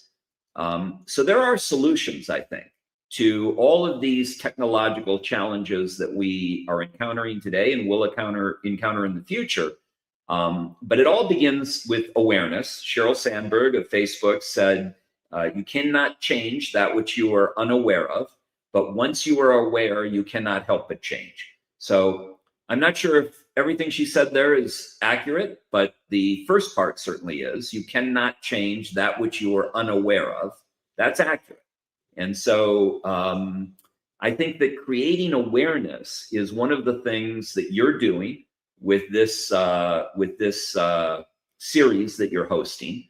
And it's one of the things I'm trying to do in my writings. And it's something that we can all do, is to raise awareness about the things that matter. Like the shortening of attention spans. Start talking about it, post things on it, share things on it, and more people will become aware of it. And then eventually it should lead to some kind of corrective action by the powers that be. That's, the most that I think we can do as individuals. Collectively, we can do a great deal to change our circumstances, working as a group, a united group, which is why I believe division, the last Democratic convention, they all said global warming is an existential threat. It is. I'm sure it, potentially is. But the greater existential threat, the more immediate existential threat, is our division. So how do we overcome that division, right? What are the issues that we really ought to be talking about? What are the issues that are center stage? What are the issues that are going to greet us over the next 5 years, where global warming may greet us over the next 30 years, and we can talk about that. I'm more interested in what we're going to have to deal with over the next 5 years, right? We should prioritize that discussion.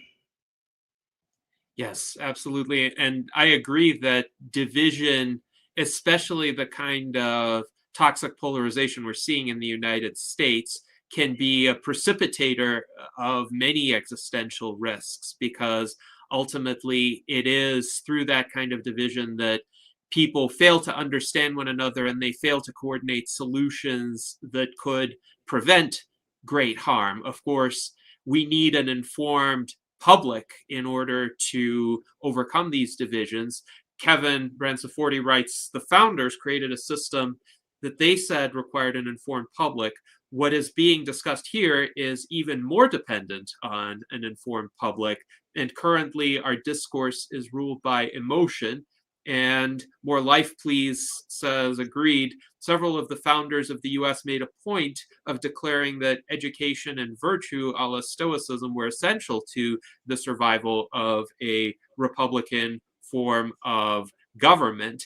And it is a challenge. Now, I will say, George, you and I have a lot in common in terms of our aversion to politics as practiced in the mainstream. So I hate politics for the same reasons that you do, even though I like thinking about policy. I like thinking about how people could come together and intelligently solve problems. But it seems that the American political system is too dominated by antagonism and by special interests to bring this about. And indeed, back in 2016, I was thinking seriously of essentially retiring from any involvement in politics, because I saw the kind of rhetoric that was being thrown around by both Republicans and Democrats in the 2016 election, coarsening a deterioration in the quality of discourse. And I didn't really see that many people essentially creating bulwarks against it. Now, it so happened that the leadership of the Transhumanist Party essentially fell into my lap by circumstances that I didn't really ask for, but I saw it as an opportunity to do something different, to try out a different approach to politics. So here I am nearly 10 years later, but the underlying problems persist. And I'm curious, since you have had such close-up exposure to some of the dynamics of American politics, and you essentially chose to walk away from it, what did you observe as the greatest vulnerabilities of the system? Because you were disillusioned with it long before I was. So you were Attorney General between 2005 and 2007. That was a more genteel time in American politics in many ways, but you still saw many of the underlying problems. So what did you observe? Yeah, I walked away in 2008, and then I left. I formally left the Republican Party and registered as nonpartisan in 2016, just as a citizen, right? But I was out of politics in 2008, and what I saw was essentially division and polarization. Right? George Washington, there's a speech from George Washington that's read on the floor of the Senate at the opening of every year. And it's about partisanship. It's about the destructive nature of partisanship. And so here I was, as the Attorney General, a moderate centrist, right? And to the Republicans, I was a rhino, right? I was a Republican in name only, which I was proud of. I wanted to be a centrist, right? Because I believe that that's where you lead the country. But because I was a Republican, I was not embraced by the Democrats, right? So when I tried to work with the Democrats, the response was, "You're a Republican," right? And essentially got shut down in trying to bridge that gap because I was not a Democrat, right? And so that disappointed me. But I was also dealing with lobbyists. So special interests, which you mentioned, is a cancer that we have allowed to grow and metastasize within our political system. And I would get phone calls from special interests at my office virtually every day requesting meetings with me. I would get the nuclear waste shippers, and I would get the coal burning utilities, and I would get the payday loan companies, right? I would get the pharmaceutical giants, and they all wanted to schedule a meeting, and I didn't want to meet with them. So I was being hounded by lobbyists every day. I wasn't able to bridge the severe partisan divide that existed even back in 2008. It's much worse today, but it was bad back then, bad enough that I felt powerless to bridge it. And then there was the raising money, right? Going around panhandling. Even though I was very successful at it, I raised, get this, I raised 1.2 million in the first 3 months. My opponent, Catherine Cortez Masto, who is now a United States Senator, raised 165,000 during the same 3 months. I had a 5-to-1 fundraising advantage, and I was the incumbent in a state where statewide elections in 2008 favored my party. And I left and I gave all the money back to my Republican contributors, and I raised money for my Democratic opponent, right? Which is unheard of. It just doesn't happen. But I became very disillusioned with the system. And I decided that, why was I in politics? I was in it because I wanted to make a difference. I wanted to contribute to a better country. And I felt, well, if I can't get that done inside of politics, maybe I shouldn't be inside of politics. Maybe I can get it done outside of politics. And so I realized that I could have an impact. I didn't need to be an elected official. I could have an impact by doing other things. I could write books. I could get involved with philanthropic enterprises. I could speak. I spoke at Google in November of 2023. And so now today I speak around the country and I write books, and I'm building Uvolution, and that's my way of contributing. And it's outside of politics entirely. It's not that we don't talk about politics. We very much talk about politics. We talk about everything that's going on in the world today. And we try to solve problems, but we do it free of special interest influence, and we do it free of the polarization that mires our political system. Because if you're part of Uvolution, one of the things that we require is that you have an open mind. That's it. We don't have like a list of requirements, but an open mind and a willingness to engage in dialogue and a desire to promote awareness and collaboration and building a future for the country is something that we look for. And so we try to attract people that think that way. And people that don't think that way, probably aren't going to enjoy the process as much as those who do. And that's basically it. We don't want to argue. People in Uvolution aren't there to argue with other people. We're there to have a civil, intelligent, fact-based dialogue that also, takes into considerations people's emotions, but we don't lead with our emotions. We lead with intellect, and we lead with facts, and we lead with civility, and that's what I'm trying to build.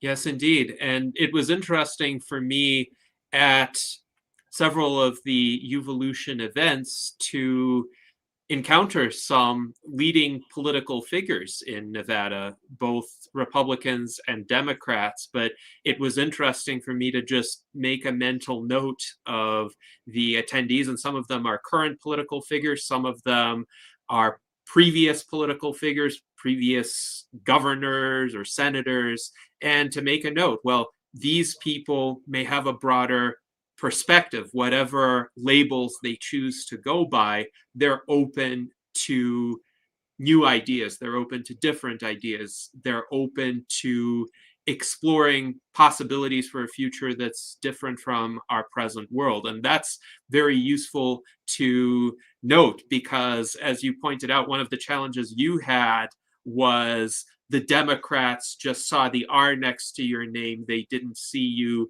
as a person who was trying to come up with solutions. But I think for every political figure, it is worthwhile to try to understand them as an individual and understand what their ideas, their motives might be, because that could be part of breaking that political logjam. Now, Kevin Bransaforti wonders, do you think the short attention span epidemic is fueling the political polarization? And along these lines, he also wonders about whether this could be influenced for the better with children, for instance, with regard to required art, craft, or vocational training for children to balance their developing attention spans as a way of overcoming this problem for the up and coming generation. Yeah, so I absolutely feel that we need to address these issues at an early stage of child development. We want, to teach people of all ages, but beginning with younger people, what the main issues are that they need to think about to have a happy, successful, and meaningful life, right? And that may not include the war in Ukraine, but it certainly does include the concept of character, the concept of communication, the concept of compassion, the concept of collaboration and creativity. So we do teach all of that. And there are lessons on the Uvolution site that allow people to self-learn in all of these subjects and more advanced subjects. We're building those now, and we'll be loading the site with them. This is a work in progress, but a lot of those lessons have already been created, if not yet publicly displayed. So we're in the process of creating that. And the short attention span, is it a cause of political polarization?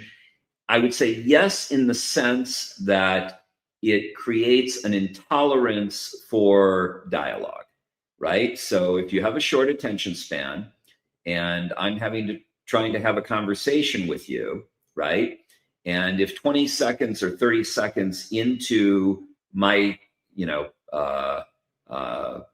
soliloquy or dialogue, you turn off, right? Or I've lost you because you've been distracted by something else and you can't focus on what it is that I'm saying, then yeah, we never get past where your opinion is and where my opinion is. And that, exacerbates polarization, right? So to the extent that you're willing, emotion also plays a huge part of that. Mental illness plays a huge part of that, right? So many people are very stressed out. It's remarkable that how many people are facing extreme stress right now and mental health issues. But I believe that number is probably going to compound, right? So I read something the other day that just was remarkable to me, where it said that the number one thing that interviewers were being asked by interviewees coming out of college today was, do you provide mental health insurance? And I couldn't believe it. I mean, it just seemed incomprehensible, because in my generation, we would have never asked that question, right? We would be afraid that we would lose the job during the interview if we asked that question, because what employer wants to deal with your mental health problems? Not many, right? But it's such a significant part of people's lives today, that they're even asking it as one of the top questions in an interview for a job. So, and then I also, I look around, I see the cost of things, right? You go to, let's see, California Pizza Kitchen, for example, and you want to have dinner, right, for you and your family. And it's probably going to cost you over $60, maybe $100 to have, a dinner with a party of four, you and your kids, at some place as, simple as, California Pizza Kitchen, right? And how many families can afford that? Or in Las Vegas, if you want to take your daughter to celebrate her birthday at the Bellagio, and you've got to pay $40 for parking, right? People can't afford that, right? Or you go in and it's $15 for a Coke, right? People can't afford that. So that's creating stress, very significant stress in the general public. Our dollars are worth less.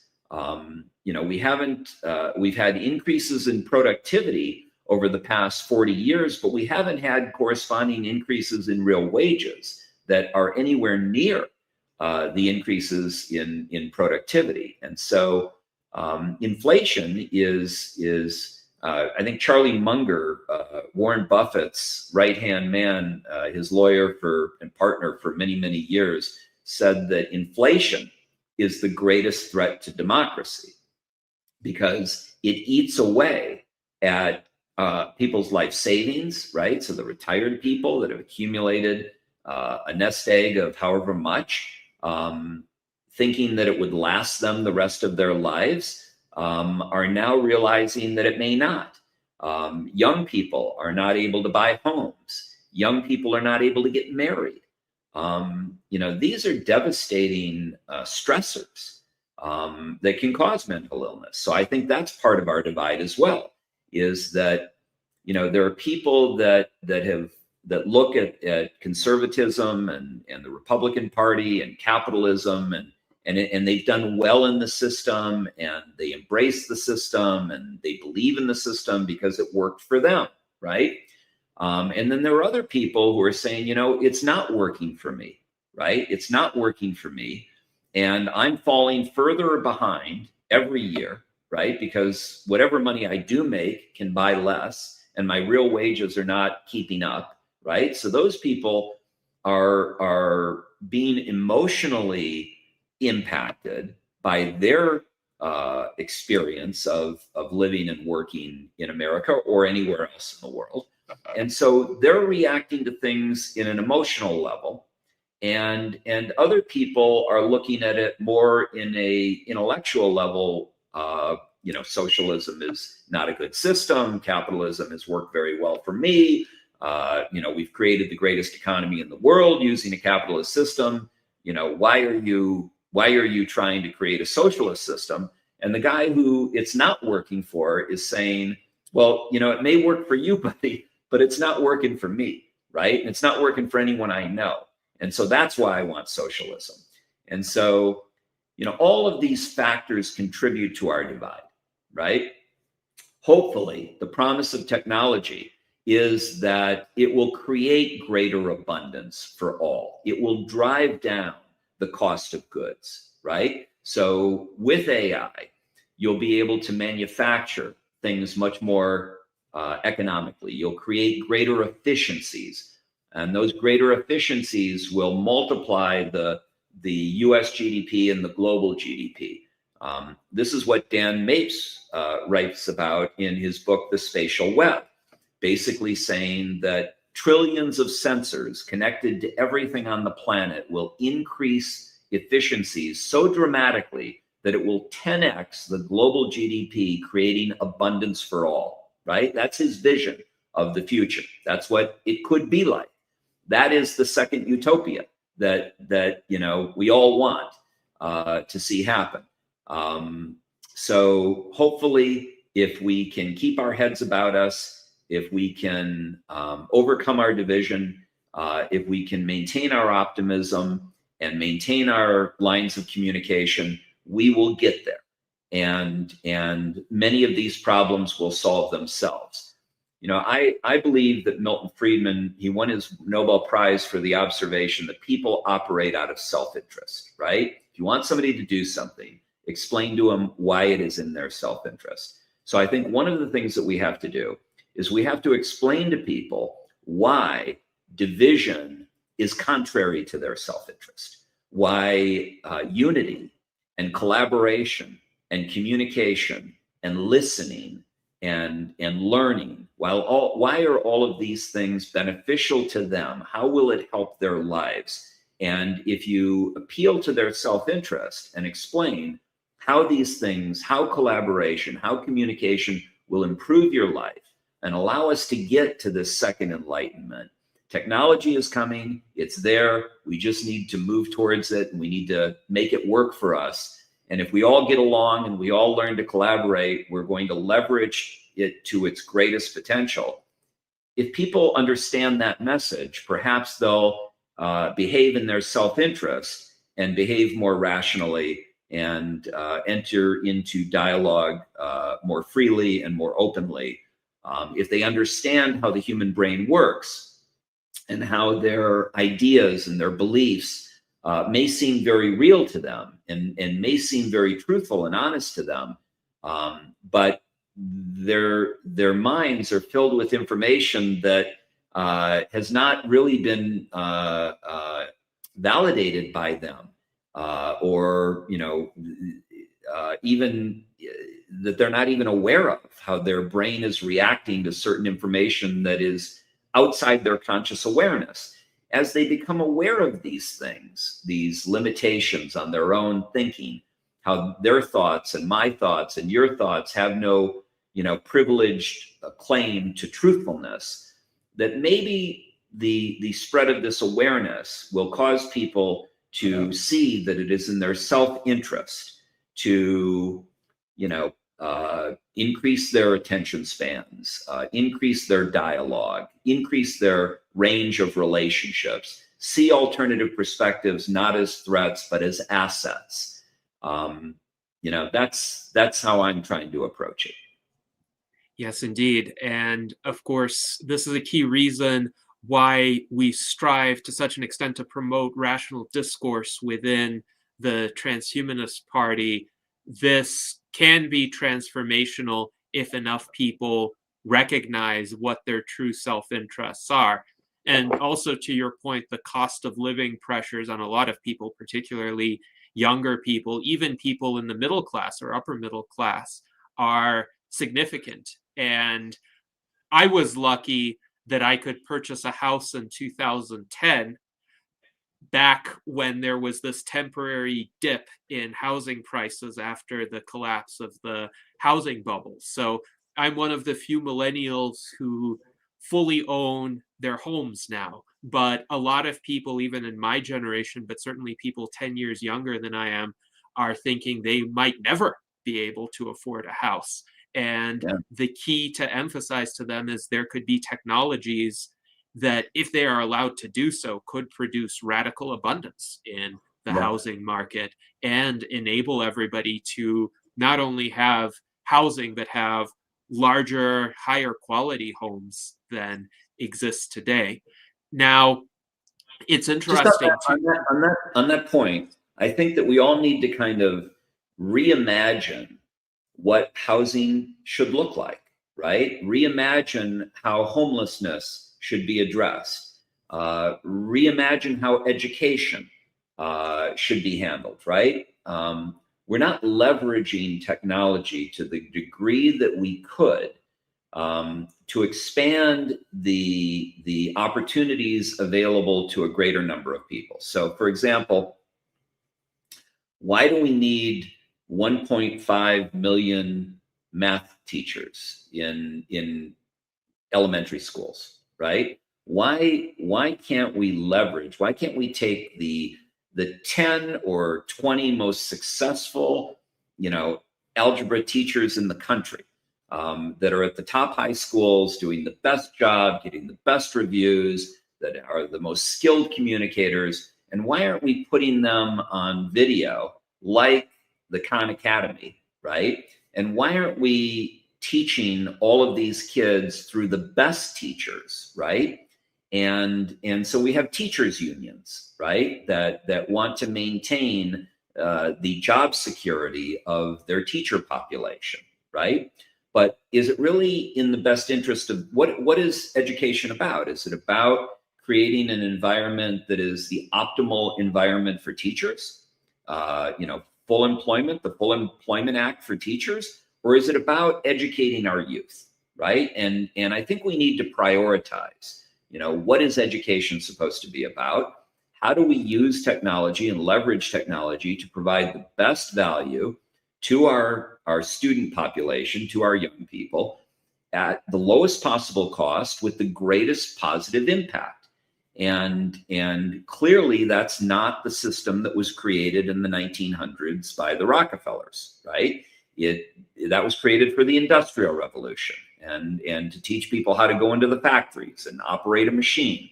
Well, today and in the future, we may not need people in the factories operating machines. That may be all robotic, right? So what are the lessons that they need to learn today to survive and thrive in the 21st century, right? They need to learn about AI. They need to learn about agentic AI. They need to learn how to, create their own AI agents that can help them in their life. They need to, we used to call them prompt engineers or AI whisperers, right? Where it was just simply, learn how to prompt, right? Well, now it's more than just learning how to prompt. It's learning how to take an AI agent and teach it to perform a function and that is valuable, that can create value. And so none of this is being taught in any of our schools, really, not to any degree. And we need to rethink that. We need to rethink education. We need to rethink healthcare. We need to rethink all of these different issues. I think we need a paradigm shift in the way that we are thinking about all of these issues. Open our minds, think outside the box, think about the resources that are now available to us that have not ever been available to us before, and how we can leverage these technologies and create awareness and create understanding that lifts everyone up. And that's the opportunity that's available to us. That's the world that we could live in. But not if we don't create awareness about the opportunity and the need, and how it benefits the people that we're talking to, how it's in their self-interest to accept this and engage in this and work towards this, because that's how they're going to have the life that they want. And here's the other interesting thing. We have this historically, we've had these, the wealthy keep getting wealthier, and the poor essentially are just getting poorer. But with AI, we have an opportunity for someone who's poor to leapfrog over someone who's wealthy by using this technology to its greatest advantage, leveraging this technology in a way that someone who's wealthy but doesn't know how to do that can't, right? So some smart young person who happens to be poor and happens to know no one, right, could still today use this new technology to create a whole new level of opportunity for themselves and race past people that came from wealthier families, had better educations, but never grasped on to these technological leverages and never took advantage of them to the degree that this young poor person did. So it's the great equalizer. Technology can be the great equalizer. I recently spoke at an event called Hope for Prisoners in Nevada to about 100 inmates in Nevada's correctional system. And I was talking to them about Millennial Samurai. I had inmates coming up to me saying, I want to be a Millennial Samurai. And so what I did was I arranged, I know someone who teaches prompt engineering and teaches how to use AI and do the things that I'm talking about. And so I introduced him to the founder of Hope for Prisoners so that he could teach these inmates how to use AI. And theoretically, you could see some of the people eventually coming out of that training and excelling past others who have no criminal history and who have had nothing but advantage their whole life. This former inmate could leapfrog them. And I think that's an exciting opportunity for the future. And I think that's one of the ways that we can balance things out, is by teaching young people and teaching the disadvantaged how to use technology.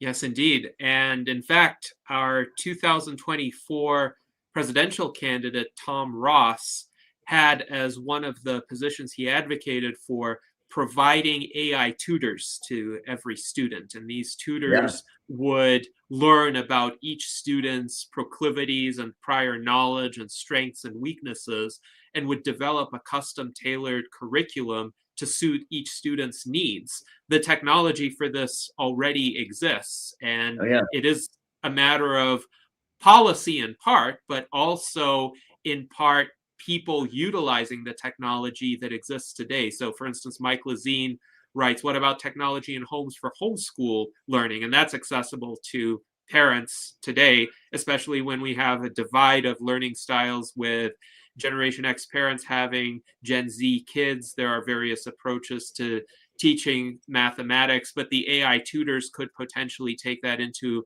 account. So that's a great potential for utilizing AI. And our friend Jennifer Hughes, who ran for mayor of Camden, New Jersey, writes that is what the Venus Project proposes for how to properly utilize AI. And Jennifer helped to collaborate with Jacques Fresco, who was a futurist who founded this Venus Project. He lived to be 101 years old, but the idea of the Venus Project is to utilize advanced technology to fulfill people's needs. And AI is part of the set of technologies that they wanted to harness. So quite a fascinating conversation. Now, I do want to ask you a few more questions about geopolitics, because a lot of our audience members were interested in that, and in particular on the question of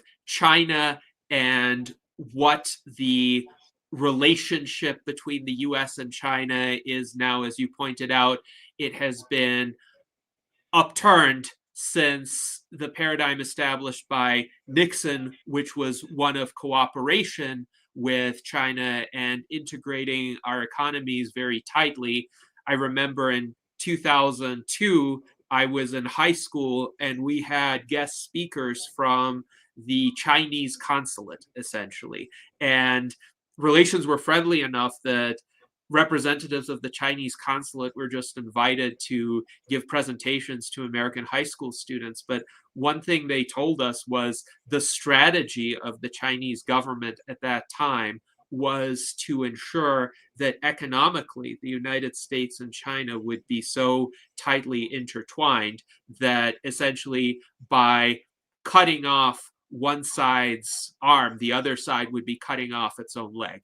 And that was an interesting analogy that stuck with me because, of course, right now, both sides of the political spectrum in the United States are engaging in some heavy anti-China rhetoric. And Jason Geringer pointed out in his comment, geopolitics is crazy right now, and that Trump has rearranged the entire global order that, in his view, kept us safe and prosperous since 1945. And in part, of course, Trump, when he began to run for office, engaged in a lot of protectionist rhetoric, pro-tariff rhetoric that very much cast China as a villain, but certainly the Biden administration did not take a friendlier stance toward China either. And indeed, some in the United States will say that China has a hostile policy toward the United States now, and that Xi Jinping may have changed China's outlook simultaneous to the US's change in outlook. So Daniel Tweed writes that China has a standing in its military doctrine that war with the West is inevitable. I think the doctrine isn't so much about a hot war with the West, though. It's more about essentially this great power rivalry that you mentioned, the geopolitical competition. And to your point, there should be some way to restore cooperation instead of competition, considering the downsides of the competition. So do you see any way to restore a peaceful and harmonious relationship with China, even if it means, say, acknowledging that multiple systems can exist in the world, that we have a more representative, small d democratic society, and China has its own model, and we may need to, for pragmatic purposes, let China have its own model and figure out what we have in common rather than these flashpoints of division. And then, of course, that raises the question of what to do about Taiwan, since Taiwan is very much integrated into the global economy, and the West benefits a lot from Taiwan. Taiwan is the world's leading manufacturer of semiconductor chips. And if that is lost in some way, of course, American technological prowess will suffer. On the other hand, China wants the semiconductor chips from Taiwan, ideally without conquering Taiwan, without using military force against Taiwan. So hypotheses that China will militarily invade Taiwan, I think, are not borne out by the evidence. But what do we do about this situation before it escalates further? Yeah, so that discussion that you just gave raises a lot of different issues, right?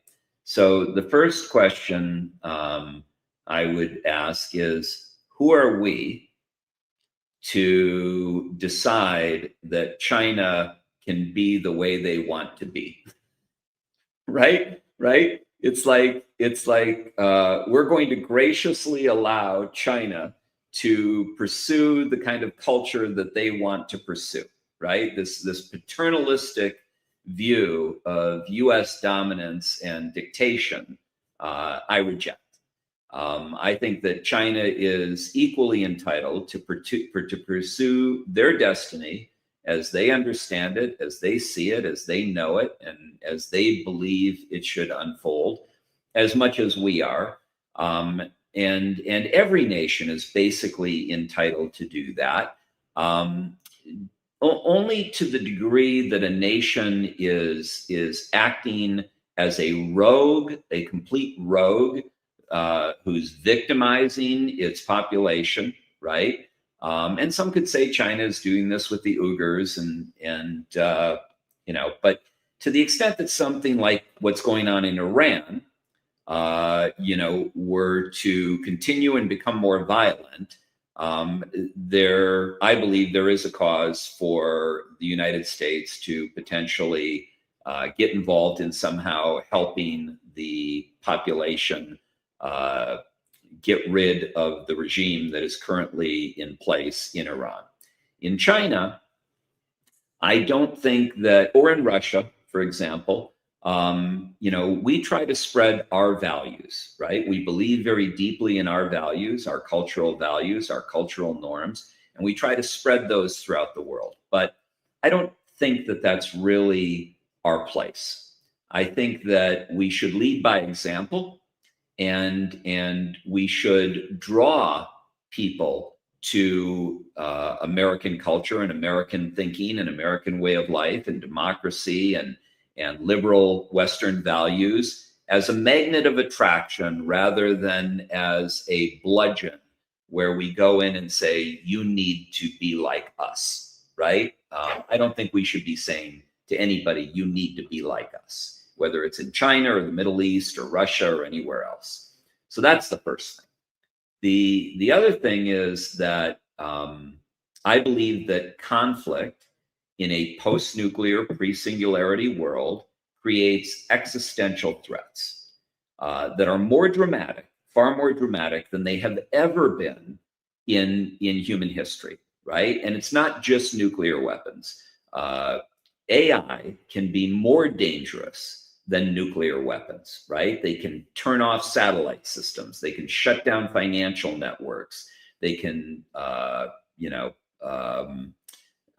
send fleets of drones. There are all sorts of things that are possible with AI that arguably make it even more dangerous than nuclear weapons. So now is not a time for people to be promoting division, whether it's domestic division between groups within the United States or international division between nation states, whether it's China, whether it's Russia, whether it's North Korea, whether it's Iran. Ultimately, I believe we need to work with everyone, right? And the path to shared prosperity and is coexistence. It's mutual, peaceful coexistence. And so I think that part of the way that we get there is that we don't insist on pushing our cultural values on other countries and other people. We instead act as a beacon of attraction with our values. So that's part of it. I think that we need to address the issue of the dueling Manhattan projects and the race towards the singularity. If we proceed as we are today, it's a winner-take-all type of approach. The stakes are so high, and everybody is racing to be the first to gain an advantage that may lead to a unipolar authority, right?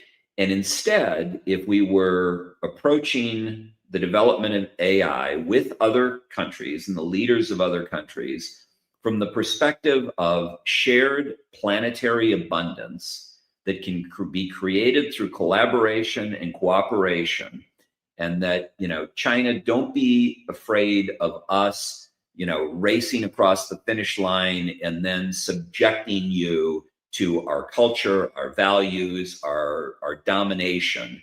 Instead, we want to be a partner with you in working towards developing these technologies to create the greatest level of peaceful coexistence and cooperation ever, known on the planet. That's the opportunity that lays before us. And that's what I think that we should be moving towards. And that's the way I think we should be speaking towards China. Similar to what Rubio was saying the other day to Europe, that, look, we're going to do what we need to do. You're going to do what you need to do. But we recognize our profound interdependence with one another. We recognize our shared cultural history, right? Well, with China, maybe we don't have the shared cultural history, but we have the shared humanity, right? We're all humans. We all want the same things. We recognize that you, the Chinese people, want your children to lead better lives. We may have a different approach towards how we get there, but you fundamentally want the same things that we want. You want a better life. You want less war, less conflict. more productivity, and you want to raise the standard of living for all of your people, right? You just have a different view of how to get there, right? So we have that in common. Let's build on what we have in common and how we can respect our differences with one another, how we can respect your culture, we can respect your approach, you respect ours.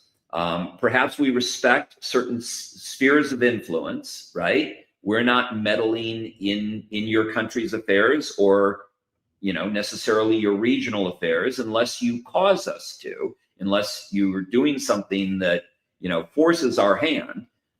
We're generally going to respect that this is your sphere of influence and this is ours. That's one way to kind of deal with this. You attack it from the self-interest perspective that look, Chairman Xi, this is what is possible if we work together, right? If we work together, we can do this both for China and the United States.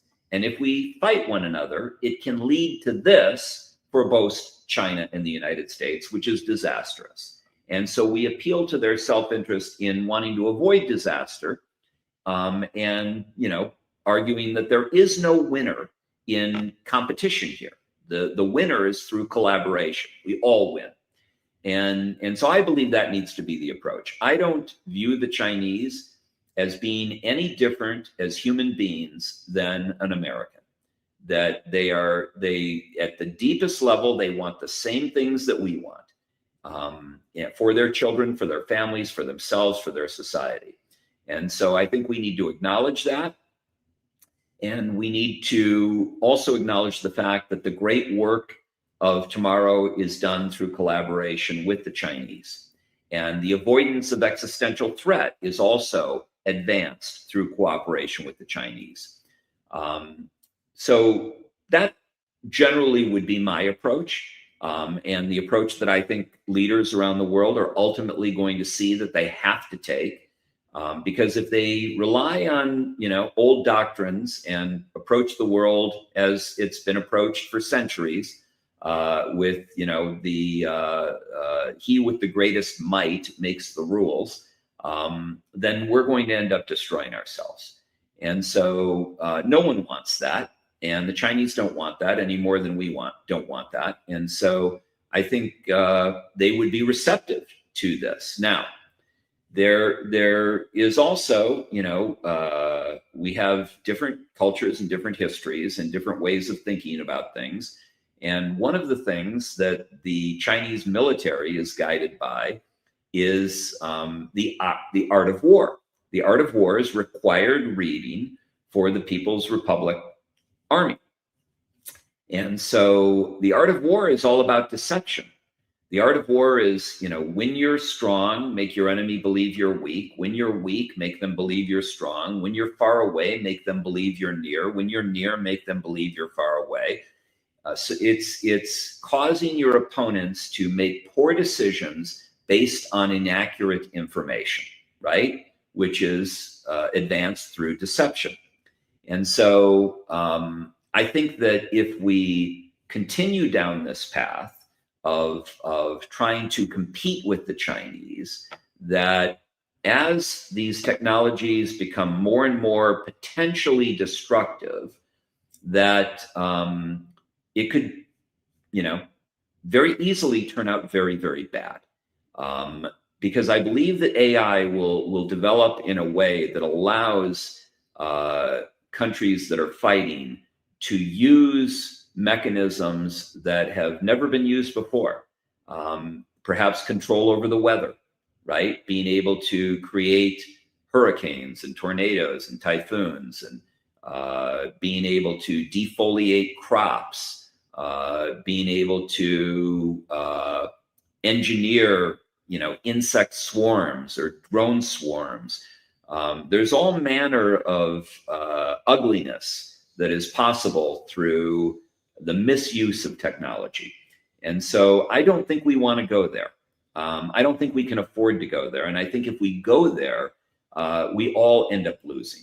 So the idea that, the United States is the strongest military in the world, which it by all indications is today, that number one doesn't guarantee that we're going to win a given conflict. For example, a recent war game simulation in Taiwan between the US and China has repeatedly found China winning that conflict because of the logistics, because we're 1,500, 1,600 miles away and they're 80 miles away, right? So there's no comparison between the burden that would be placed on us to travel that distance and fight a war with the Chinese who are on their own, home turf.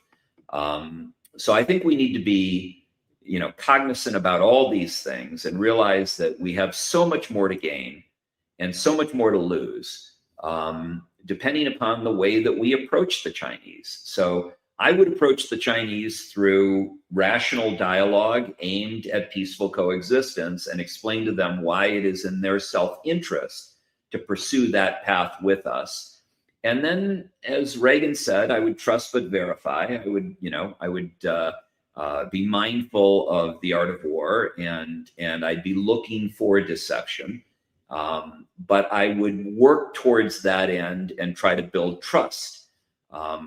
It's a lack of trust in us that will cause them to behave in a way that is deceptive.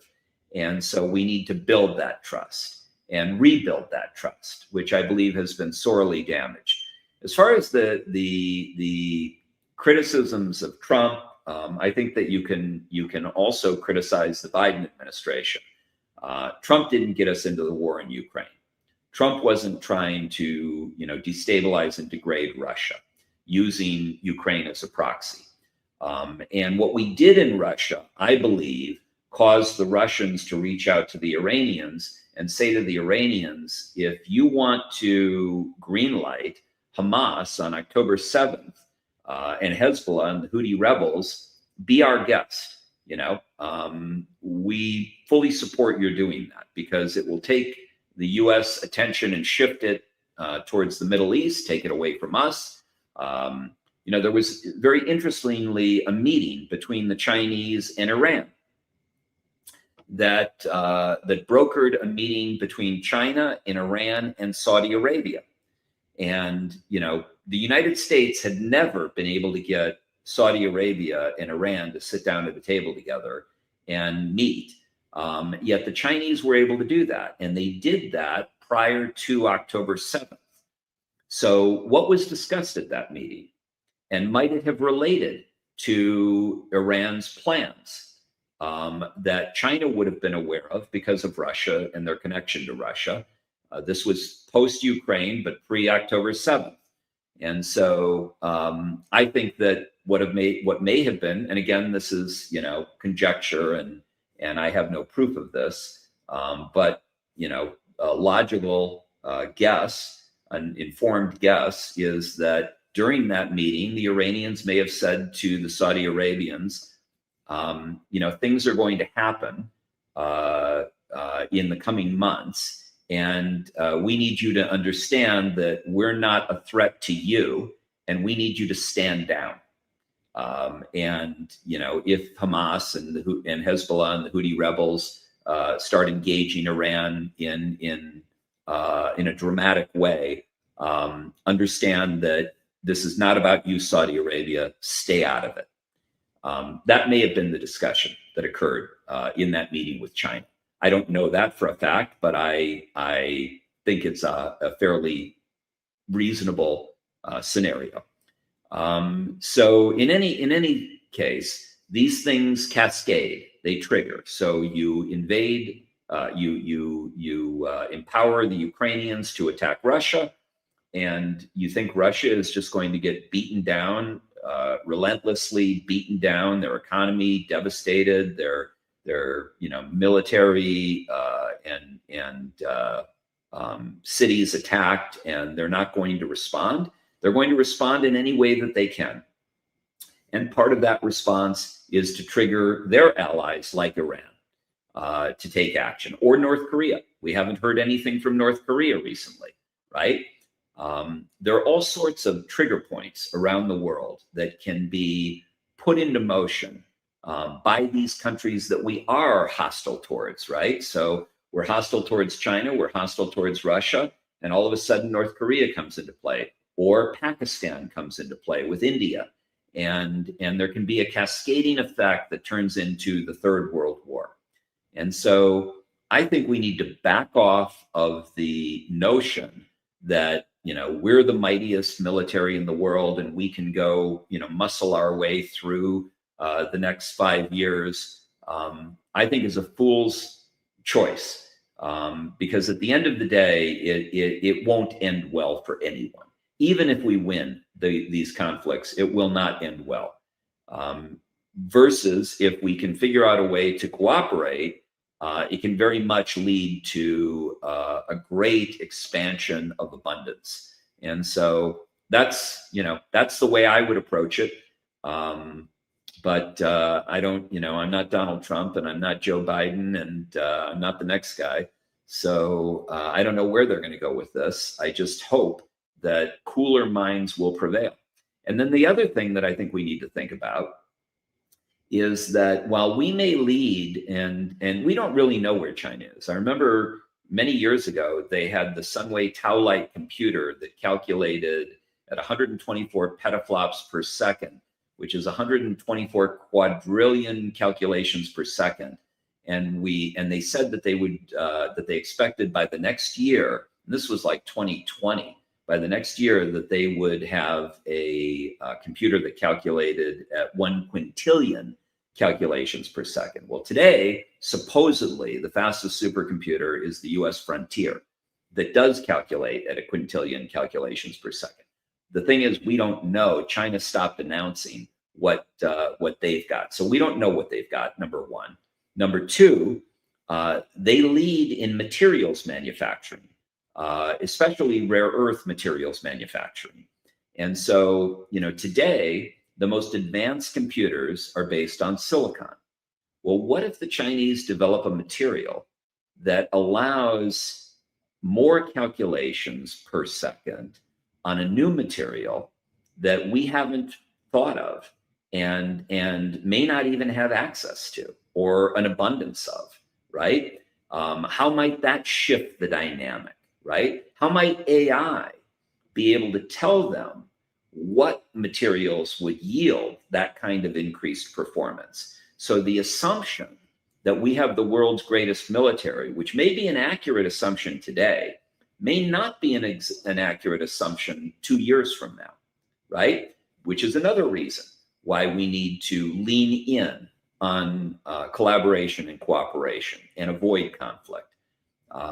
So I know that's generally my kind of frame of thinking and reference when it comes to China. I do believe that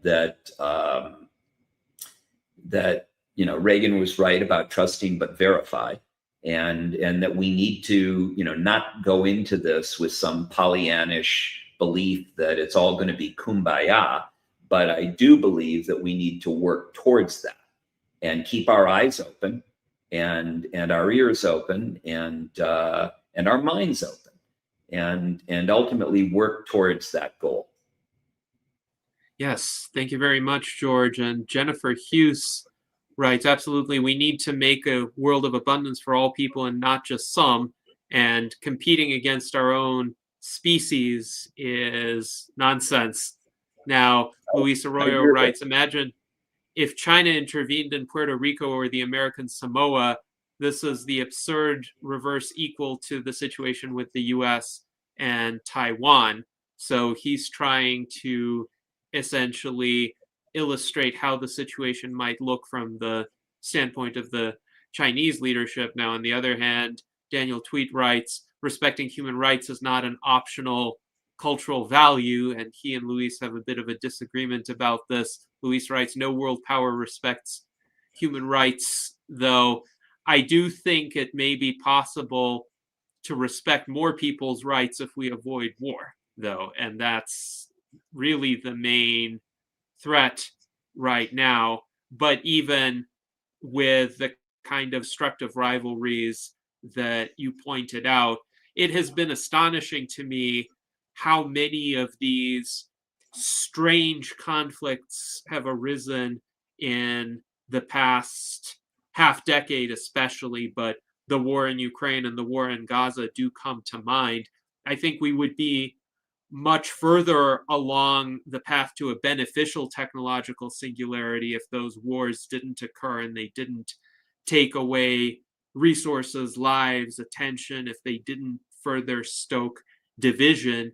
And it does raise the question, are these intentional stumbling blocks on the way to the technological singularity that some great powers or some interests are putting in the way? It seemed to me like without these conflicts, certainly we would be much better off. And people through to the innovation commenter, and peace. Yes. to the commenter that said that, respecting human rights is not optional, I would say, how is it that we have hundreds of thousands of people that are living on the streets in our country? How is it that we're spending hundreds of billions of dollars on a war in Ukraine when that same expenditure would completely eradicate homelessness in the United States? Why isn't that our priority if respecting human rights is not optional? Right? Yes. Right? That's a good point. Before we lecture China on, their need to respect human rights, perhaps we should have an untarnished record of our own, right? Yes, I would agree with you. Which we don't have.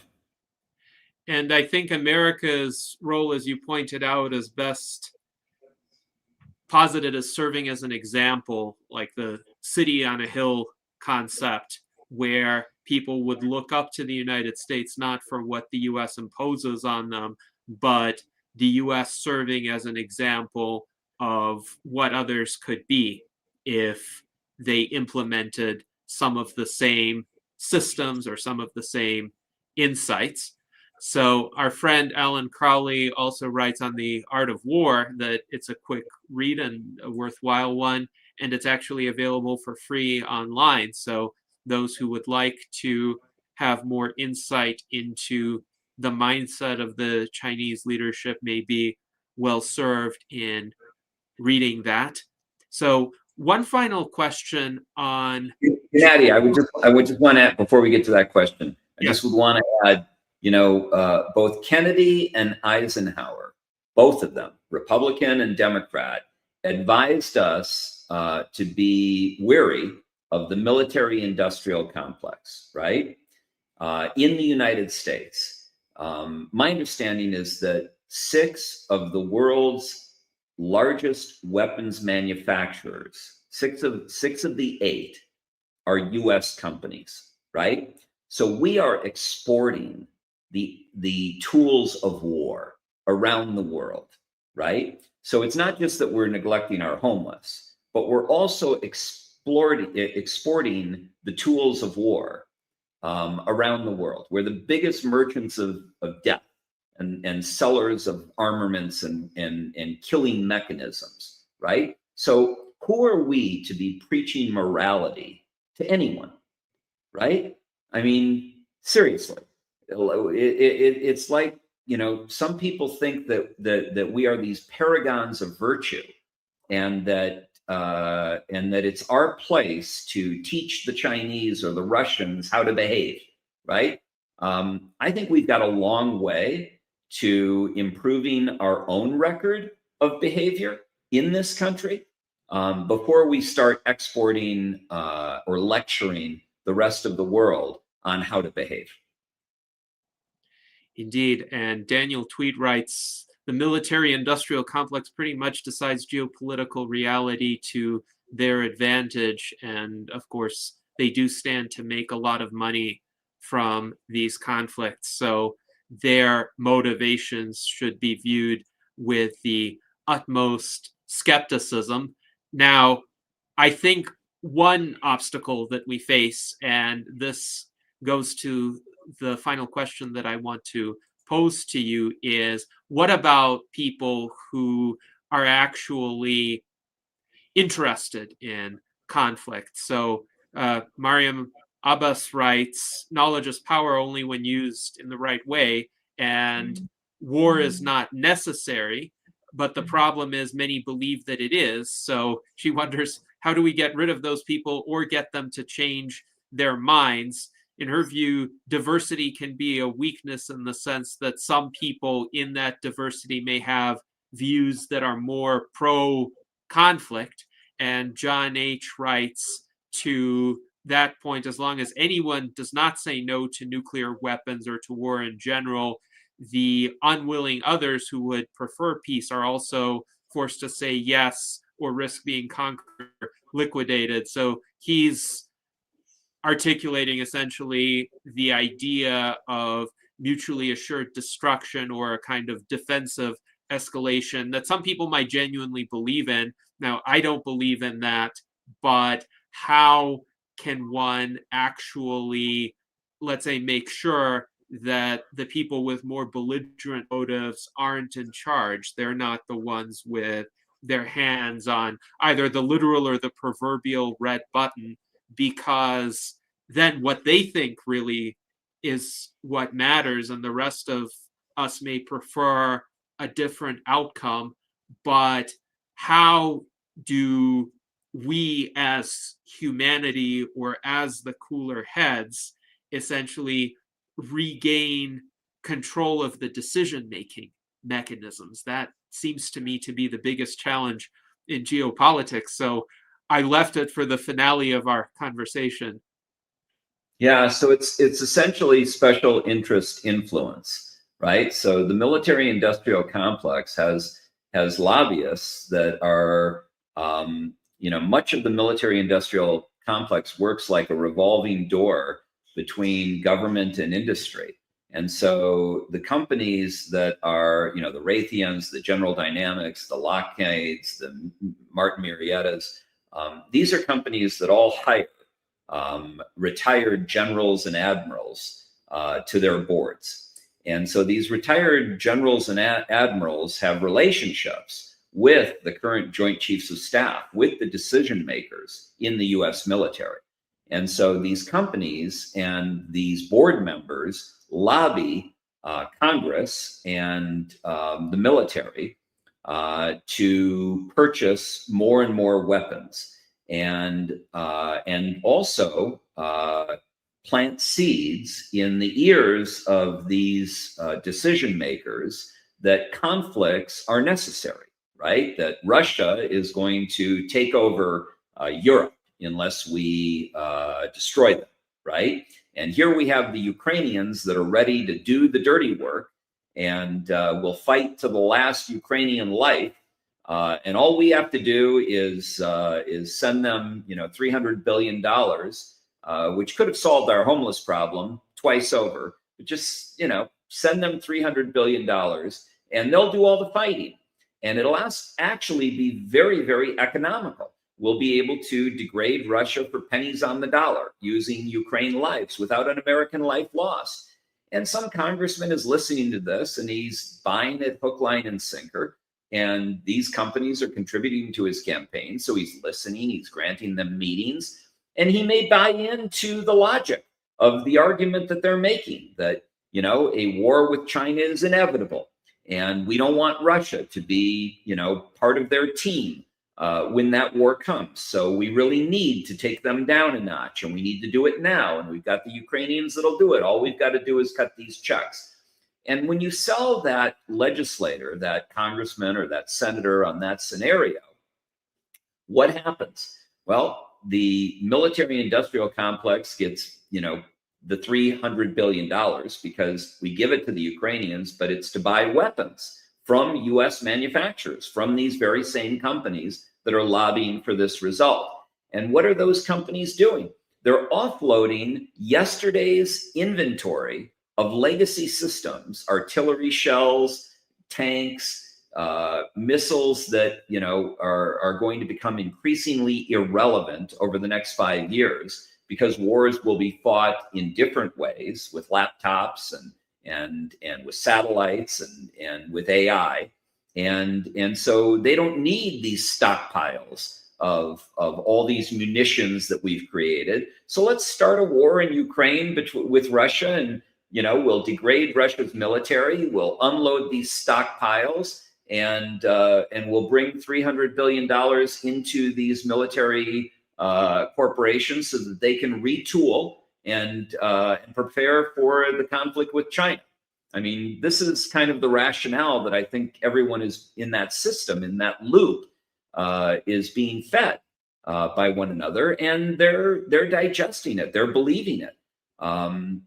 Instead, they need rational voices that are talking about the existential risks that this presents, and the incredible benefits that collaboration and moving in the opposite direction creates for everyone on the planet except the military-industrial complex, right? So it's really a question of educating people as to the idea that thought processes and approaches that may have been true in the past are not necessarily true in the future, right? We're in a different world. We're playing a different game. And if you keep using the old playbook of, the 1945 playbook, as you're marching into 2030, it's going to lead to disaster. And it's not the right way of thinking. So we need people to be more aware. We need them to understand the full picture. And we need them to be more visionary and creative and thoughtful about how to navigate this rapidly and radically changing landscape that AI is creating. And part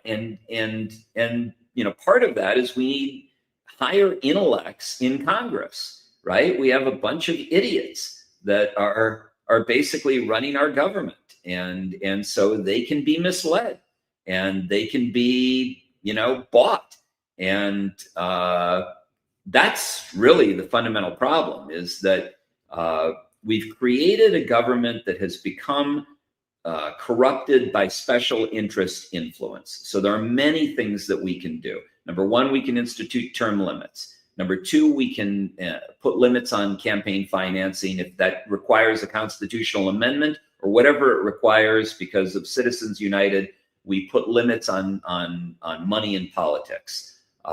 We put in term limits. We maybe we pay more for people to serve in Congress, right? So I would rather pay a congressman, instead of paying them $200,000 a year, I'd rather pay them $1 million a year, if that's what it takes, to attract the best and the brightest, right? And put a term limit on them, and not allow them to go to work for the military, not allow them to go to work for companies whose legislation they were involved in or voted on, right? So there are all sorts of things that we can do to change the dynamic, but people need to insist on it. And here's here's essentially what's happening is everybody, including everybody that's on this video, is too busy dealing with life's daily challenges. They're trying to put food on the table. They're trying to get their kids off to school. They're trying to take care of their elderly parents. They're overwhelmed with their own personal challenges. Many of these issues, and I applaud those who are even sitting and listening to this video, because you're doing more than the vast majority in at least trying to increase your awareness, right? But we need more people to do that. And if we do that, there are solutions, right? So let me give you a perfect example. Today, they charge, as I mentioned, $40 to park at some of these hotels in Las Vegas, right? Which means that the average citizen of Las Vegas, the average resident, can't afford to even go into this hotel, okay? Let alone go into this hotel and spend money, right? So how do you change that? How do you cause these companies to get rid of the $40 parking fee? Well, Nevada has one of the lowest gaming taxes in the country. If 200,000 people in Las Vegas were to sign a petition that says that we're going to raise the gaming tax unless you make parking free for locals, what do you think the hotels would do? They would immediately capitulate and they would eliminate parking for locals. Okay, so the same thing at the federal level. What do you think would happen? You had the Million Man March during the Civil Rights Movement. What do you think would happen if 3 million people, Republicans and Democrats, got together and peacefully marched on Washington and said, here's our list of 13 demands to correspond to the original 13 colonies. These are 13 things that we want to see happen. And 3 million of us got together and we just marched on Washington and we presented this list of 13 demands. We want term limits. We want universal health care. We want free education. These are the things we want, right? And you presented that list, and all you'd have to say is this: don't make us come back. That's all you'd have to say. Don't make us come back. Okay? Because it would scare the shit out of them.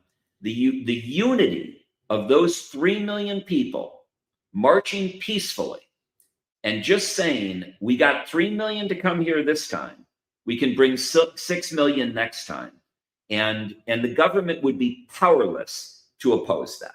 They would capitulate and do exactly what they're being told to do by the public. The public has power, but it only has power as a united force. As individuals, we're very powerless. As a united public, we're immensely powerful. So the goal of the government to maintain control is to divide us. And our goal needs to be to unite us and to speak with one voice and to tell government, we're done, lobbying's gone. You know, you want to lobby a political elected official, you have to do it online. It has to be transparent. It has to be publicly visible. No more meetings, no more field trips, no more, trips to Fiji, no more gifts, no more special favors or jobs when you get out. Just outlaw all of that and take back your government. Right now, it's been stolen from you by special interests. Take it back. Yes, lobbying by special interests is, of course, a pernicious problem. Mike Lezine summarizes it very succinctly. The lobbyist in his summary says, I will finance you if you do this. The American politician says, okay, got it.